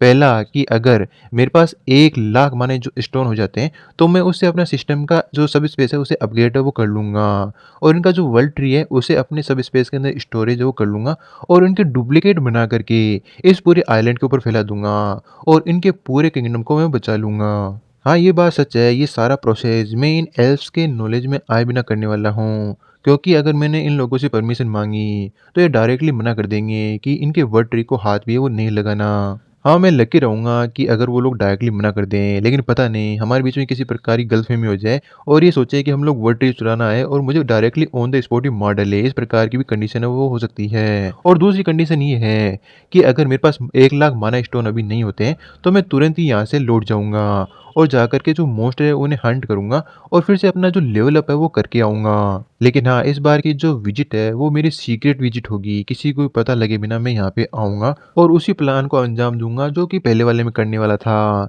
लेकिन ये जो दूसरा प्लान है पहले वाले के मुकाबले और भी ज़्यादा डेंजरस है। तो बस यहाँ पे किम यही प्रार्थना कर रहा होता है कि उसे 32,000 जो माना स्टोन या मैजिक स्टोन है वो मिल जाए। लेकिन वो कंटिन्यूअसली देखता है तो उसके जो माना स्टोन है वो 68,331 यानी उतने ही रहते हैं। वो काफ़ी समय तक वेट करता है लेकिन कुछ भी चेंज है वो नहीं होता। वो मॉन्स्टर को मार करके वापस से एल्फ क्लीनर के अंदर आ जाते हैं, फिर भी उसके माना स्टोन या मैजिक स्टोन के अंदर एक का भी इंक्रीमेंट है वो नहीं होता। फिर उसे रियलाइज़ होता है बिल्कुल ऐसा होगा भी कैसे? यहाँ पे किम ने उस मॉन्स्टर को नहीं मारा था, एली ने उसे मारा था, तो सारे के सारे जो स्टोन है उसके पास चले गए। चलो ये भी ठीक ही है, अगर मैं उसे और खाना ऑफर करूँगा तो वो पक्का मुझे सारे के सारे स्टोन है वो दे देगी। फिर एली बोलती है तुम्हारे कहे अनुसार मैंने जो मॉन्स्टर है उसे मार डाला, अब तुमने जो प्रॉमिस किया था मुझे और भी खाना है वो प्रोवाइड करो। तो किम हेजिटेट करते हुए बोलता है कि हाँ बिल्कुल, बिल्कुल वो काम तो मैं कर दूँगा, लेकिन क्या जो तुम्हें माना स्टोन प्राप्त हुए हैं वो मुझे दे सकती हो क्या? तो एली बोलती है लेकिन इस प्रकार की तो कोई भी रिक्वेस्ट तुमने पहले वो नहीं की थी। तो हकीम बोलता है कि ऑफ कोर्स मैं तुमसे ये फ्री में नहीं मांग रहा, मैं इसके बदले तुम्हें 4 गुना खाना है वो दे सकता हूँ। ये सुनकर के तो एली हैरान हो जाती है और वो बोलती है कि तुम आखिर इतना सारा खाना हमें कैसे दोगे, वो भी इन मैजिक स्टोन के बदले। फिर वो अपने आप को काम करते हुए बोलती है मैं तुम्हारी इस ऑफर को रिफ्यूज है वो करती हूँ। तो किम पूछता है कि आखिर ऐसा क्यों, मुझे लगा था तुम लोगों को खाने की बहुत ज्यादा जरूरत है। तो एली बोलती है कि हाँ ये सच बात है, लेकिन यहाँ पे बहुत ज्यादा स्ट्रेंज चीज ये है कि तुमने इतना सारा खाना हमारे लिए प्रिपेयर वो कर दिया। ये कोई छोटा अमाउंट नहीं है, तुम्हारे लोगों को भी खाने की आवश्यकता होगी। तो आखिर तुम इतना खाना हमें ऑफर वो क्यों कर रहे हो? पक्का तुम्हारे इसके पीछे कोई ना कोई मोटिव है वो होगा। तो आखिर मुझे बताओ कि तुम इतने सारा माना स्टोन का यूज़ कहाँ करोगे? तो किम भी हेजिटेट करते हुए बोलता है कि मैं उनका यूज़ करूँगा मेरे काम के लिए। कुछ यहाँ पे लगा दूँगा, कुछ वहाँ पे लगा दूँगा, मतलब कोई प्रॉपर रीज़न है वो नहीं बताता। तो एली बोलती है कि अगर ऐसी बात है कि तुम कुछ माना स्टोन यहाँ पे वहाँ पे लगा दोगे, तब तो मुझे फिर से रिफ्यूज़ वो करना पड़ेगा, क्योंकि मैं भी उन माना स्टोन को यहाँ पे वहाँ पे यूज़ वो करूँगी। अब ये सुनने के बाद में किम तो पसीना-पसीना हो जाता है। वो सोच रहा था कि वो ईज़िली इसे मूर्ख बना करके माना स्टोन वो प्राप्त कर लेगा, लेकिन इस प्रकार ट्रिक इसके ऊपर काम वो नहीं करने वाली। और एली बोलती है कि जबकि मैंने तुम्हारे ऑफ़र को मना कर दिया है, तो जिस फूड का तुमने मुझसे वादा किया था, वो मुझे हैंड ओवर कर दो और हमारा बिज़नेस यहीं पे खत्म है वो होता है। और किम मन ही मन सोचता है कि आखिर अब मुझे क्या है वो करना चाहिए। और एली अपने पैशंस को खो रही होती है और वो डेडली लुक देते हुए बोलती है कहीं ऐसा तो नहीं तुमने जो फूड प्रॉमिस किया था वो नहीं देना चाहते? अगर तुमने ऐसा नहीं किया तो मैं तुम्हें मेरे खाने के अंदर बदल दूंगी। अब ये सुनने के बाद में जो किम होता है वो इरिटेट होते हुए बोलता है कि हाँ हाँ मुझे पता है। और वो अपना पोर्टल ओपन करते हुए बोलता है कि कंटिन्यूअसली जो वेजिटेबल्स हैं वो डिस्पेज वो करते रहो। और पोर्टल से काफ़ी सारी जो वेजिटेबल्स हैं फिर से बाहर की ओर आने लगती है। और किम एली को बोलता है कि अब जो सिचुएशन है इस प्रकार की हो चुकी है, तो मैं तुम्हें ईमानदारी से बताता हूँ। एक्चुअली मेरे पास इस प्रकार की एबिलिटी है कि मैं किसी भी चीज़ को अनंत तक कितनी बार भी डुप्लीकेट है वो कर सकता हूँ। जो मेरा सब स्पेस है उसके पास इस प्रकार की एबिलिटी है। जैसे कि तुम देख सकती हो, मैं जब तक सिस्टम को स्टॉप करने के लिए नहीं बोलूँगा तो कंटिन्यूअसली बहुत सारे जो वेजिटेबल्स है वो आती रहेगी। ये मेरे अनंत भंडार या कॉपी करने वाली जो स्किल है उसका कमाल है। और तुमने ये पूछा था कि मैं इन स्टोन का क्या करने वाला हूँ। एक्चुअली मेरा प्लान ये था कि मैं अपना जो लेवल अप है वो कर लूँगा और जो तुम्हारा वर्ल्ड ट्री है उसकी बहुत सारी कॉपीज़ करके तुम्हें वापस से वो लौटा दूँगा और तुम्हारी हेल्प वो करूँगा। लेकिन ये ऑब्वियस सी बात है कि तुम मेरे ऊपर बिलीव नहीं करोगी, इसलिए मैंने तुम्हें इस बारे में नहीं बताया। लेकिन अब कोई रास्ता नहीं रहा है, मैंने पोर्टल ओपन कर लिया है। अब तुम देख ही सकती हो कि मैं झूठे वो नहीं बोल रहा था। तो एली बोलती है कि मुझे तुम्हारे ऊपर विश्वास तो नहीं है, लेकिन हमारे पास एक चीज़ की कमी है वो नहीं है, वो है समय। चलो देखते हैं कि आखिर तुम्हारे पास कितनी वेजिटेबल अवेलेबल है। और हम देखते हैं इसी प्रकार से काफ़ी सारा जो समय है वो कंटिन्यूअसली निकलता रहता है। और यहाँ पे एली काफ़ी ज़्यादा सरप्राइज़ है वो हो रही होती है, क्योंकि वेजिटेबल्स का पूरा एक पहाड़ लग चुका होता है, फिर भी कंटिन्यूअसली और भी वेजिटेबल उस पोर्टल से निकल रही होती है। और उसे अपनी आँखों के ऊपर विश्वास नहीं हो रहा कि ये हो क्या रहा है। तो पीछे से जो किम है वो बोलता है, क्या अब तुम्हें थोड़ा बहुत मेरे ऊपर विश्वास है वो हुआ? तो एली है वो बोलती है, मुझे नहीं पता जो इन्फिनिटी है वो क्या होती है, लेकिन मैं इतने बड़े अमाउंट को देख पा रही हूँ जो कि बहुत ही ज़्यादा है। तो किम पूछता है तो क्या अब तुम मेरे ऊपर पूरी तरह से बिलीव वो करती हो? तो एली वो बोलती है कि आखिर मैं तुम्हारे पर विश्वास है वो कैसे करूँ? एक बार तुमने अगर वर्ल्ड ट्री ले लिया तो क्या जिम्मेदारी है या फिर क्या गारंटी है तुम वर्ल्ड ट्री को वापस वो कर दोगे? ये कोई छोटा या सिंपल मैटर है वो नहीं है। आखिरकार मैं किसी अनवेरिफाइड इंडिविजुअल के हाथ में हमारी पूरी ट्राइब की जान या सबसे प्रीशियस चीज़ है वो कैसे है वो दे सकती हूँ? तो कि मैं वो बोलता है जो वर्ल्ड ट्री है वो तुम्हारे लिए वर्ल्ड ट्री है, मेरे लिए तो एक छोटा सा नॉर्मल सा पौधा है। अब ये सुनने के बाद में जो एलियो बोलती है, तब तो ये चीज़ और भी ज़्यादा सेंस वो बनाती है कि मुझे उसे तुम्हें नहीं देना चाहिए, क्योंकि जब तुम वर्ल्ड ट्री की रिस्पेक्ट ही नहीं करते और उसके बारे में कुछ जानते ही नहीं, तो आखिरकार तुम वर्ल्ड ट्री को ले करके हमारी जो हेल्प है वो क्यों करना चाहते हो? तो जो किम है वो हेजिटेट करते हुए बोलता है क्योंकि मुझे तुम लोगों के चेहरे को देख कर के बहुत ज़्यादा दया है वो आती है। तो एली बड़ी हैरान होती है कि ये किम ने क्या बात बोल दी। किम आगे बोलता है, तुम लोगों की हालत को देखकर ये लग रहा है कि तुम लोगों ने काफ़ी समय से खाना है वो नहीं खाया और कुपोषण के कारण मरने के करीब हो। जो यहाँ के बच्चे हैं, एडल्ट्स हैं और जो ओल्ड मैन एल्डर्स हैं, उन सभी की हालत एक जैसी है। कोई भी यहाँ पे स्वस्थ है वो नज़र नहीं आ रहा। मैं बस तुम लोगों की हेल्प है वो करना चाहता हूँ क्योंकि मैं तुम लोगों के लिए सॉरी फ़ील है वो करता हूँ। इसके अलावा और कोई रीज़न है वो नहीं है। और अगर इस बात के ऊपर गौर से सोचा जाए तो तुम लोग भी हमारी तरह ही नहीं हो क्या? तुम लोग भी हमारे ऊपर अटैक कर सकते हो और हमारी जगह को लूट सकते हो। लेकिन तुम लोगों ने भी ऐसा है वो नहीं किया। तो मुझे बताओ आखिर तुमने ये काम वो क्यों नहीं किया? अब ये बात सुनने के बाद में यहाँ पे जो एली है उसे फ्लैशबैक की बचपन की मेमोरी है वो याद आने लगती है। जब उसने अपने फ्रेंड्स को बुली है वो किया था, तब एल्फ क्लैन के एक हाई एल्फ ने या फिर एल्डर एल्फ ने उसे समझाने की कोशिश की थी कि हमेशा अकेले की ग्रोथ के ऊपर ध्यान है वो नहीं देना चाहिए, मिलकर के ग्रोथ है वो करनी चाहिए। अगर मिलकर के ग्रोथ करोगे तो ये हमेशा तुम्हारी एडवांटेज है वो बन जाएगी सर्वाइवल के माहौल के अंदर। तुम्हें कभी भी रिजेक्ट वो नहीं करना चाहिए कंपटीशन को, लेकिन एक हेल्दी और फ्रेंडली कंपटीशन वो करना चाहिए। कंपटीशन हमेशा डेवलपमेंट की तरफ ले जाता है और जो डेवलपमेंट है हमेशा विकास की तरफ ले जाती है। लेकिन अगर तुम लोग इस प्रकार का कंपटीशन करोगे कि एक दूसरे को डिस्ट्रॉय वो कर दोगे तो वहाँ पे कभी शांति है वो नहीं रहेगी। इसलिए म्यूचुअल ग्रोथ है वो बहुत ज़्यादा ज़रूरी है। एक हाथ के अंदर फिस्ट होती है, मुक्का होता है, तो इसका मतलब ये नहीं कि हर किसी को मारा जाए। जब किसी को उस हाथ की ज़रूरत हो हेल्प करने के लिए तो उस बंदे की हेल्प वो कर देनी चाहिए। अगर उसी हाथ के सामने कोई बंदा हेल्प करने के लिए हाथ दे रहा है तो उसके हाथ को पकड़ लेना चाहिए। कोई भी इस वर्ल्ड के अंदर परफेक्ट बीइंग है वो नहीं है। किसी न किसी को किसी न किसी समय किसी दूसरे बंदे की आवश्यकता है वो होती है। तो हमेशा अपने हाथ को फिट बनाने की कोशिश है वो मत करना।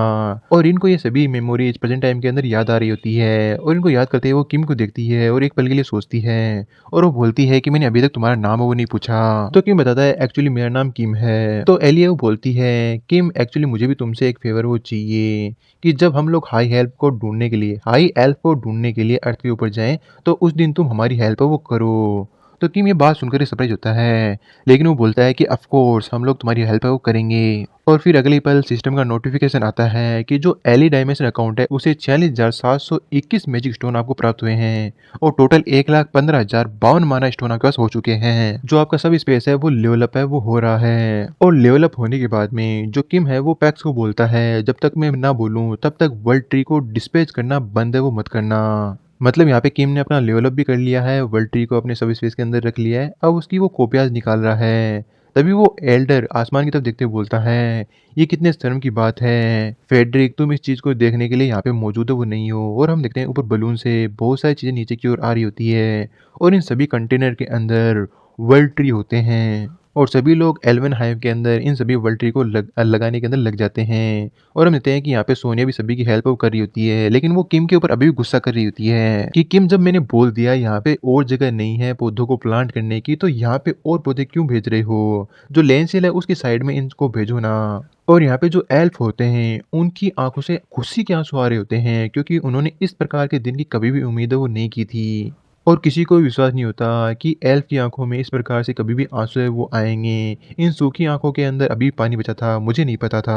और इधर हम देखते हैं 12 नाइट को, वो भी हेल्प कर रहे होते हैं सभी जो वर्ल्ड ट्री है उन्हें प्लांट करने में। लेकिन तभी अचानक से एक नाइट को कुछ होने लगता है और वो सोचता है कि सडनली मेरी जो बॉडी है वो कंपा कैसे रही है। और अचानक से इसी प्रकार से जो नाइट है उसे खुजली होना शुरू है वो हो जाती है। और इधर हम किम को देखते हैं जिसने बहुत सारे जो वर्ल्ड ट्री है नीचे की तरफ लैंड वो करा दिए होते हैं और वो बोलता है कि पता नहीं मैंने कितने सारे यहाँ पे वर्ल्ड ट्री वो रख दिए हैं, लेकिन यहाँ पे इनफ पीपल नहीं है कि जो कि इन्हें प्लांट है वो कर सकें। तो ओपेक्स वो बोल देता है कि अभी रुक जाओ और ज़्यादा जो वर्ल्ड ट्री है उन्हें डिस्पैच करने की कोई भी आवश्यकता है वो नहीं है। और एक वर्ल्ड वाइड मैसेज है वो भेज दो कि हम लोग रिक्रूट है वो कर रहे हैं यहाँ पे पौधों की प्लांटिंग के लिए, जो भी हेल्प करना चाहता है वो यहाँ पे आ सकता है। और कुछ ही समय के अंदर बहुत सारे जो लोग हैं वो हेल्प करने के लिए आने लगते हैं और इसके अंदर काफ़ी जो फेमिलियर फेस हमें दिखाई वो देते हैं। और किम भी सभी का ना वहाँ पे गर्मजोशी के साथ स्वागत है वो करता है कि ये सारे प्लांट है आप सभी को यहाँ पे इस पूरे आइलैंड पे जितने ज़्यादा हो सके उतने ज़्यादा वर्ल्ड ट्री है वो लगाने हैं। तभी पीछे की ओर से जो सोनिया वो चिल्लाती है, किम जरा यहाँ आओ जल्दी से, पता नहीं जो तुम्हारा नाइट है वो अजीबोगरीब हरकतें हैं वो कर रहे हैं। और इधर हम देखते हैं जो एल्फ के चाइल्ड होते हैं वो काफ़ी ज़्यादा खुश होते हैं, एन्जॉय कर रहे होते हैं, डांस कर रहे होते हैं क्योंकि वहाँ पे खुशी का माहौल होता है। लेकिन दूसरी तरफ जो किम होता है काफ़ी ज़्यादा शॉक होता है क्योंकि उसके 12 के 12 नाइट्स काफ़ी बुरी हालत के अंदर होते हैं और अपने घुटनों के ऊपर आए होते हैं और उन सबसे पूछता है कि आखिर हुआ क्या? तो लैंसिल वो बोलता है कि माय लॉर्ड, हमारी पूरी बॉडी के ऊपर खुजली है वो हो रही है, वो भी क्रेज़ी तरीके से। तभी किम को याद आता है जब सिस्टम के सब स्पेस के अंदर जो हीलिंग का प्रभाव एक्टिवेट हुआ था तब भी इसी प्रकार की सेम सेंसेशन है वो हुई थी। कहीं इसके पीछे वर्ल्ड ट्री की हीलिंग एबिलिटी तो नहीं? और वो सभी नाइट को बोल देता है कि अगर ऐसी बात है तो तुम सभी लोगों को कैमेलॉट के अंदर चले जाना चाहिए। बस 1 सेकंड रुको, मैं तुम्हें अंदर भेजता हूँ। तभी उसके पीछे एक एल्डर एल्फ है वो आकर ही बोलता है, रुको 1 सेकंड, ये ऐसी चीज़ है जिसे कि मैं हैंडल है वो कर सकता हूँ। अगर गौर से देखा जाए तो जो ये नेचुरल एलर्जी है कोई बुरी चीज़ है वो नहीं है। अगर इसके थोड़े से कंसेप्ट को चेंज है वो कर दिया जाए तो तुम्हारे ऊपर जो कर्स लगा है वो इसके द्वारा कर्स वो नहीं लगेगा। और वो नाइट के ऊपर हाथ रख कर के उनके ऊपर कुछ करने वो लगता है और उसने सभी नाइट के ऊपर इतनी फास्ट रफ्तार से किया होता है कि किम को तो पलक झपकाने का मौका नहीं मिलता और उस एल्डर एल्फ ने पूरा काम खत्म वो कर दिया होता है। ये देखकर किम काफ़ी ज़्यादा हैरान हो जाता है कि एल्डर आप इतने फास्ट। तभी जो एल्डर है वो बोलता है कि एक्चुअली मैंने उस चीज़ को चेंज वो कर दिया है, अब ये लोग फाइन है वो रहेंगे। और लेंसिल भी इस बात को कंफर्म कर देता है कि अब उन्हें कोई भी तकलीफ वो नहीं हो रही। और किम काफ़ी ज़्यादा सरप्राइज़ होते हुए मन के अंदर सोचता है, एली ने कहा था उनके बीच में बहुत सारे एल्डर हैं जिनकी जो टायर वो काफ़ी ज़्यादा हाई लेवल की है। शायद ये बंदा भी उन्हीं में से एक है। इस बंदे को देखने से ऐसा नहीं लगता कि ये बंदा स्ट्रॉन्ग होगा, लेकिन ये वाक़ई में काफ़ी ज़्यादा स्ट्रॉन्ग है। और एल्डर आगे बोलता है, जो भी पावर है हेवन और अर्थ की वो हमेशा एक जगह पे फिक्स है वो नहीं रहती। जो नेचुरल पावर है वो लोगों की तरह यहाँ से वहाँ मूव है वो करती रहती है। इसका मतलब ये है कि बहुत सारे जो पाथ हैं उनमें से एक पाथ ऐसा भी हो सकता है कि इन लोगों को दोबारा से इनकी जो रियल अपीयरेंस है उनके अंदर लाया जा सकता है।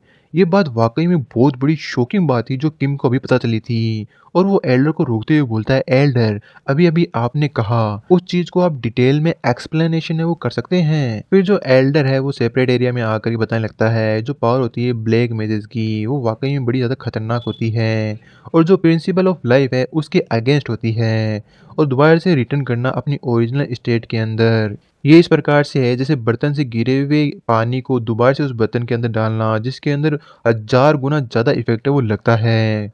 और हम देखते हैं कि सारी एक-एक बातें किम यहाँ से बड़ी गौर से सुन रहा होता है और वो बोलता है कि आखिरकार इन्हें पहले से करने के लिए मुझे किस-किस चीज़ की ज़रूरत है वो होगी। तो एल्डर है वो बोलता है कि तुम्हें 2 चीज़ें वो चाहिए होगी। पहली तो तुम्हें नेचुरल फ़ोर्स है वो चाहिए होगी जो कि ब्लैक मैजिक से काफ़ी ज़्यादा गुना स्ट्रॉन्ग हो और दूसरा तुम्हें हाई स्किल एल्फ चाहिए होगा जो कि इस चीज़ को परफ़ॉर्म वो कर सके। तो किम बोलता है कि जो हाई एल्फ है आपने अभी कहा वो तो अभी मिसिंग है ना? क्या वाक़ई में वो अर्थ के ऊपर आए हैं? तो एल्डर वो बोलता है कि हो सकता है कि जब हम लोग आपस में अटैच हो रहे थे मतलब जो अर्थ के साथ हमारा कॉन्टिनेंट अटैच हो रहा था तो उस समय वो लोग यहीं पे आए हों और यहाँ वहाँ भटक गए हों। अब यहाँ पे भी 2 तरह की कंडीशन है वो हो सकती है कि वो यहाँ आते वक़्त या तो मारे गए हों, दूसरा वो ऐसी जगह पे लैंड किए गए हों जहाँ पे वो भूख के कारण मारे गए हों। तीसरी ये कंडीशन हो सकती है कि उन लोगों ने आत्महत्या है वो कर ली हो। चौथी ये कंडीशन हो सकती है कि वो लोग अभी भी सर्वाइव है वो करते हों, लेकिन हमें इसमें से किसी भी कंडीशन में कुछ भी है वो पता नहीं। तो इस चीज़ के अंदर मैं बिल्कुल भी कुछ भी है वो नहीं कर सकता। तो अब हमें गौर करना चाहिए जो नेचुरल फ़ोर्स है उसके ऊपर। तो जो किम है वो पूछता है कि आखिर हमें कितनी नेचुरल फ़ोर्स की आवश्यकता है वो होगी? तो एल्डर वो बताता है जिस प्रकार से वर्ल्ड ट्री एनर्जी को रिलीज़ वो कर रहा है तो हमें कम से कम 150 साल तो वेट वो करना चाहिए। अब ये सुनते ही तो किम काफ़ी ज़्यादा हैरान है वो हो जाता है। अब एल्व्स के लिए 150 साल है ना कोई ज़्यादा अमाउंट है या फिर ज़्यादा साल है वो नहीं होते, लेकिन इंसान की तो मैक्सिमम उम्र ही लगभग 100 साल होती है। तो एल्डर है वो बोलता है कि यार ज़्यादा समय तो नहीं है मुझे पता है, ये जल्दी काम हो जाएगा कंप्लीट।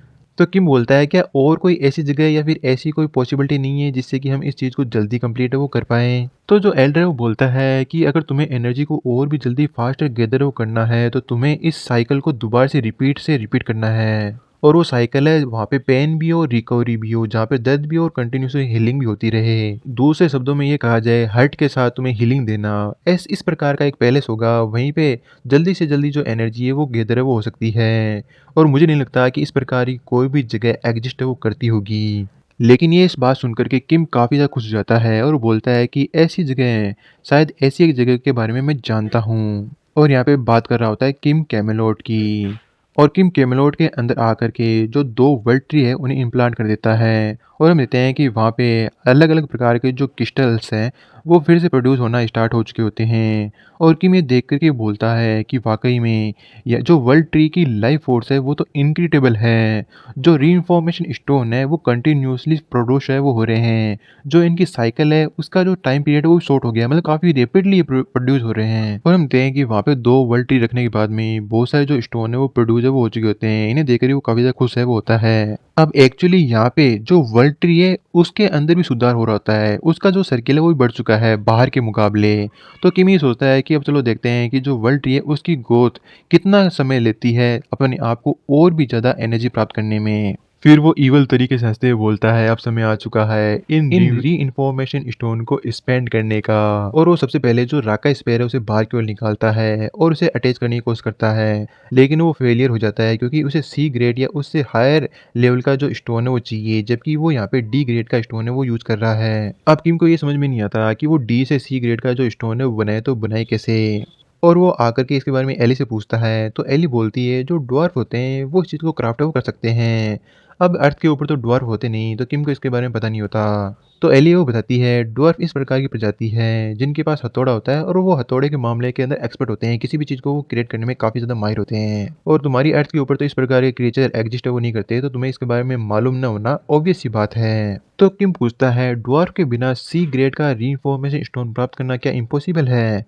तो एली बोलती है कि बिल्कुल हाँ, उनके अलावा एक तरह से ये बिल्कुल ही इम्पॉसिबल है। अब किम सोचता है जो कैमलोट है जितने भी यहाँ पे रीइंफॉर्मेशन स्टोन को क्रिएट कर रहा है वो तो सारे के सारे यूजलेस हो गए। और वो एली को बताता है कि मैं उन स्टोन का यूज करते हुए कुछ वेपन को काफी ज्यादा कूल है वो बनाना चाहता था। तभी एली है वो एक होप जगाते हुए बोलती है जो ड्वार्फ है हो सकता है अर्थ के ऊपर एग्जिस्ट है वो करें, हमारा अकेला डायमेंशन ऐसा नहीं है जो कि अर्थ के साथ जुड़ा होगा। हो सकता है कि वो लोग भी है ना अर्थ के साथ जुड़े होंगे, क्योंकि जैसे कि हम लोग यहाँ पे आ चुके हैं तो हमारे लेवल जितनी जो अर्थ की कैपेसिटी है वो ओपन हो गई।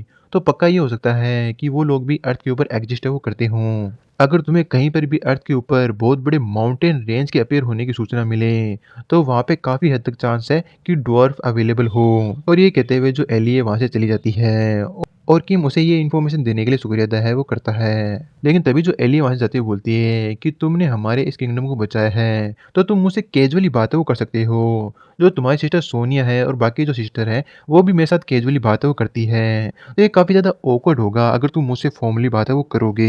तो किम भी इस बात के लिए एग्री कर देता है, लेकिन वो काफ़ी ज़्यादा नर्वस है वो होता है और मन के अंदर सोचता है कि जब मैंने तुम्हें देखा किस प्रकार से तुमने लैंसन को बड़े इजीली क्रश वो कर दिया और तुम इतने ज़्यादा पावरफुल हो और तुम मुझसे चाहती हो कि मैं तुमसे कैजुअली बात करूँ, ये चीज़ मेरे लिए ईज़ी है वो नहीं होने वाली। लेकिन फिर जो किम है वो एक रिलीफ की सांस लेता है कि जो भी बड़ी-बड़ी मेजर प्रॉब्लम थी वो आखिरकार सॉर्ट आउट है वो हो चुकी है और अब मेरे लिए करने के लिए कुछ भी है वो बचा नहीं। तो मुझे लगता है कि अब समय आ चुका है मेरा वहाँ पे जाने का। फिर हमारा जो सीन है वो शिफ्ट होता है जो कमांडर है उनकी ओर और वो हैरान होते हुए बोलते हैं, क्या तुम अमेरिका जाना चाहते हो? तो किम है वो बोलता है कि हाँ, मैं वहीं पे जाने की प्लानिंग है वो कर रहा हूँ। क्योंकि जो मिस्टर जेम्स है मैंने उनको वादा किया था कि जो तुम्हारा घर अमेरिका है मैं तुम्हें वहाँ पे छोड़ के आऊँगा। तो मुझे लगता है कि अब समय आ चुका है वहाँ पे जाने का। लेकिन आपने जिस प्रकार से रिएक्ट किया मुझे लगता है कि आपके पास कोई ना कोई सजेशन है। तो कमांडर हेजिटेट करते हुए बोलते हैं कि मुझे ज़्यादा तो नहीं पता, अभी अमेरिका से हमारा कोई भी कॉन्टैक्ट है वो नहीं है। लेकिन हाँ, कुछ डिटेल मेरे पास अवेलेबल हैं। मुझे इतना पता है कि वहाँ की जो फेडरल गवर्नमेंट है वो कोलैप्स वो कर चुकी है और उनकी जो स्टेट है हो सकता है इतनी ज़्यादा मिस के अंदर नहीं हो और मुझे खास नॉलेज भी नहीं है। लेकिन ये अच्छा होगा तुम चल कर के उस चीज़ को देख लो कि जो पैसिफिक ओशन है उसके ऊपर फ्लाई करना ईज़ी वो नहीं होने वाला। अब ये सुनकर ये किम भी हैरान होता है कि अब वहाँ पे क्या नई मुसीबत है। फिर सीन शिफ्ट होता है और हमें वो वीडियो क्लिप चला करके दिखाया जाता है। जो फाइटर प्लेन होते हैं वो उड़ रहे होते हैं, तभी अचानक से सामने की ओर उन्हें मॉन्स्टर्स है वो नजर आते हैं जिन्होंने उनके ऊपर अटैक वो कर दिया होता है। और पायलट बोलता है कि अनआइडेंटिफाइड फ्लाइंग ऑब्जेक्ट उनकी तरफ डिटेक्ट वो किया गया है। वो हाई स्पीड से उनकी तरफ अप्रोच वो कर रहे हैं। हम लोग उनके ऊपर फायर वो कर रहे हैं लेकिन उनके ऊपर कोई भी असर है वो नहीं हो रहा। और अगले ही पल एक मॉन्स्टर जाकर सीधा उस फाइटर प्लेन से टकरा जाता है और वो पूरा का पूरा प्लेन वहीं पे डिस्ट्रॉय वो हो जाता है और जितने भी फाइटर प्लेन थे सारे के सारे वहाँ पे डिस्ट्रॉय वो हो जाते हैं।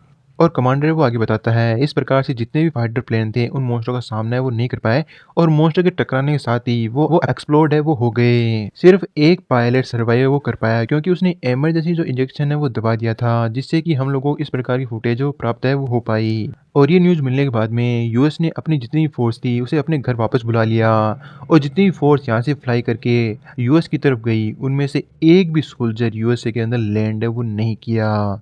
मतलब सभी के सभी लोग मारे गए। लेकिन किम ये सारी बातें आराम से सुन रहा होता है, उसे कोई भी प्रॉब्लम नहीं होती। उसे पूरा विश्वास होता है जेम्स के ऊपर कि वो आराम से प्लान को मॉडिफाई वो कर लेगा और उसे कोई प्रॉब्लम है वो नहीं होगी। और जो जेम्स है पूरी वीडियो देखने के बाद में और पूरी डिटेल सुनने के बाद बोलता है कि अगर सीधे तौर पे बोला जाए, हमें अगर अमेरिका जाने के लिए 13 घंटे का जो हवाई सफ़र है वो करना है, तो हमें इतने सारे मॉन्स्टरों को एलिमिनेट करते हुए वहाँ पे जाना होगा। और वो किम की तरफ देखते हुए बोलता है, तो जो किम है वो पहले से ही काफ़ी ज़्यादा एक्साइटेड होता है कि जेम्स क्या बोलने वाला है। आशा भरी निगाहों से देखता है कि वो एक खतरनाक फाइटर जेट बना के देगा। लेकिन जो जेम्स होता है वो बोलता है कि मुझे लगता है कि मुझे कोरिया में रहना ठीक रहेगा, मैं यहीं पे रह कर के खुश हूँ। अब ये सुनकर के किम की सारी उम्मीदों पे पानी फिर जाता है और वो मन के अंदर सोचता है कि अगर तुम ही सपोर्ट नहीं करोगे, तुम ही इस प्रकार से गिव अप कर दोगे, तो आखिर हम लोग यूएस है वो कैसे जाएँगे? किम बोलता है, लेकिन जेम्स तुमने तो कहा था तुम्हें अमेरिका है वो जाना है। तो जेम्स है वो बोलता है कि हाँ, मैं अभी भी अमेरिका है वो जाना चाहता हूँ, लेकिन ये चीज़ अब इम्पॉसिबल है वो हो चुकी है। ये एक ऐसा लेवल आ चुका है जहाँ पे मैं भी इस प्रकार की चीज़ को मॉडिफ़ाई है वो नहीं कर सकता। मुझे कचरे से उठा कर के पूरी की पूरी चीज़ को रीस्ट्रक्चर है वो करना होगा। तो ये सुनने के बाद में जो किम है वो बोलता है, तो जो तुम्हारी एबिलिटी है उसके द्वारा तो शायद तुम इस प्रकार का जो प्लेन है वो क्रिएट कर सकते हो, तुम्हारे लिए बड़ी प्रॉब्लम वाली बात है वो नहीं होनी चाहिए। तो जेम्स बोलता है, मैं कोई भगवान नहीं हूँ यार, मेरी भी कुछ लिमिटेशन होती है मॉडिफिकेशन करने के बारे में। जब मैं इस प्रकार की मॉडिफिकेशन करने लगूंगा तो उसके अंदर बहुत सारे चैलेंज है वो आने वाले हैं और जो मॉडर्न टेक्नोलॉजी है उसे हैंडल वो नहीं कर सकती, ना ही हमारे पास इस प्रकार का कोई नॉलेज अवेलेबल है। और अगर मान लो कैसे जैसे करके मैंने सभी चैलेंज को हैंडल कर लिया और उसे बिल्ड भी कर दिया, तो इस चीज़ के अंदर उसे बिल्ड करने में इतना समय जाने वाला है कि हम लोग स्विम करके भी अमेरिका को पहुंच जाएं। इसकी जगह मैं एक बोट को अपग्रेड है वो कर सकता हूँ, कैसा रहेगा हम लोग शिप के थ्रू वहाँ पे चलें। तो किम तो एग्री होता है और खुश होते हुए बोलता है, बिल्कुल, अब ये जिम्मेदारी तुम्हारे ऊपर है, तुम्हें बोर्ड को मॉडिफाई वो करना होगा। और किम मन ही मन सोचता है कि जो जेम्स है मुझसे फॉर्मली बातें वो करना शुरू कर दिया है, इसका मतलब इसकी टर्म मेरे साथ भी फ्रेंडली है वो हो चुकी है। तभी जो कमांडर है वो बोलते हैं, क्या तुम लोग बोट के थ्रू पूरे के पूरे पैसिफिक ओशन को क्रॉस करने के बारे में सोच रहे हो? तो मैं तुम लोगों को सजेस्ट करूंगा कि इससे अच्छा तो तुम लोग बाय प्लेन जाओ, क्योंकि प्लेन के अंदर समय तो कम लगेगा, बोट से जाओगे तो वहाँ पे कम से कम 1 वीक का समय तुम लोगों को लग जाएगा। तो किम पूछता है, आपका है ना प्लेन को सजेस्ट करने का पीछे का रीज़न क्या है? क्या जो समुंदर है, ओशियन है, उसके अंदर ऐसी कोई चीज़ है जो कि काफ़ी ज़्यादा डेंजरस है? तो जो कमांडर है वो बोलते हैं कि अभी तक हमें पता नहीं है जो पैसिफिक ओशियन है उसके अंदर किस प्रकार के क्रिएचर है। लेकिन एक बात तो सर्टेन है, जो क्लाइमेट है वो कंटिन्यूअसली चेंज है वो हो रहा है और जो पैसिफिक ओशियन है वो पहले से ही खतरनाक लहरों के लिए जाना जाता था, अब वो और भी ज़्यादा डेडली और खतरनाक है वो हो चुकी है। तो किम बड़े कैजुअलिटी बोलता है कि आखिर इस चीज़ के अंदर प्रॉब्लम वाली बात क्या है? वैसे ही मेरा जो टायर है वो काफ़ी हाई लेवल पे आ चुका है, मैं फिट एंड फाइन रहूँगा और वैसे भी कोई प्रॉब्लम या परेशानी आएगी तो मैं अपने सब स्पेस के अंदर छुप जाऊँगा और अपने आप को बचा लूँगा। और आपको फिर भी मेरे बारे में चिंता है, तो मैं ऐसा करता हूँ, अपने साथ कुछ बॉडीगार्ड लेकर के जाता हूँ, जो कि मेरे पूरे रास्ते मेरी जो रक्षा है वो करेंगे। और बॉडीगार्ड के रूप में यहाँ पे सोनिया और जो एली है वो होते हैं, वो दोनों ही तैयार होते हैं इस मिशन पे जाने के लिए। और सबसे ज़्यादा एक्साइटेड तो यहाँ पे सोनिया होती है और वो बोलती है कि समुद्र के अंदर जाना है। अरे यार, मैं यहाँ पे पौधे लगाते-लगाते परेशान हो चुकी थी। चलो ये कुछ नई एक्साइटिंग चीज़ है। और एली बोलती है कि हाँ, अर्थ के ऊपर इधर-उधर ट्रैवल करना काफ़ी अच्छा रहेगा। हो सकता है कि मैं किसी हाई एल्प्स को ढूँढ लूँ। मैं इस ऑफ़र को रिफ्यूज़ है वो नहीं कर सकती। ये काफ़ी ज़्यादा एक्साइटिंग है वो होने वाला है। और एक्चुअली इन लोगों ने अपना सफ़र है वो शुरू कर दिया होता है और ये दोनों ही बोट के ऊपर खड़ी होती है। तो किम बोलता है कि आखिर तुम लोग बाहर क्या कर रहे हो? आराम से अंदर आ जाओ और इस सफ़र को एन्जॉय वो करो। तुम कंफर्टेबली भी तो ट्रैवल है वो कर सकते हो। तो सोनिया है वो बोलती है कि तुम ये क्या नॉनसेंस बातें कर रहे हो? मैं तो इसीलिए आई हूँ ताकि मैं समुद्र की लहरों का मज़ा है वो ले सकूँ और तुम चाहते हो कि मैं इस एडवेंचर को ऐसे ही मिस है वो कर दूँ? कभी भी नहीं। तो एली है वो बोलती है, क्या तुम मुझे कुछ ज़्यादा ही अंडर एस्टिमेट है वो नहीं कर रहे क्या? तुम्हें पता होना चाहिए, मैं एल्फ की लीडर हूँ, अभी इसमें चेयरपर्सन हूँ, तो मुझे है ना उनके कॉर्नर का भी तो ध्यान है वो रखना होगा। हाँ, ये बात सच है कि मैं अपने किंगडम को छोड़कर पहले कभी भी नहीं गई, लेकिन हमारे किंगडम के अंदर भी समुद्र के अंदर ऐसे तूफ़ान आते रहते थे, ये कोई बड़ी बात नहीं है। मैं देखना चाहूँगी इन समुद्रों के अंदर किस प्रकार के छोटे-मोटे जो तूफ़ान है वो आते हैं।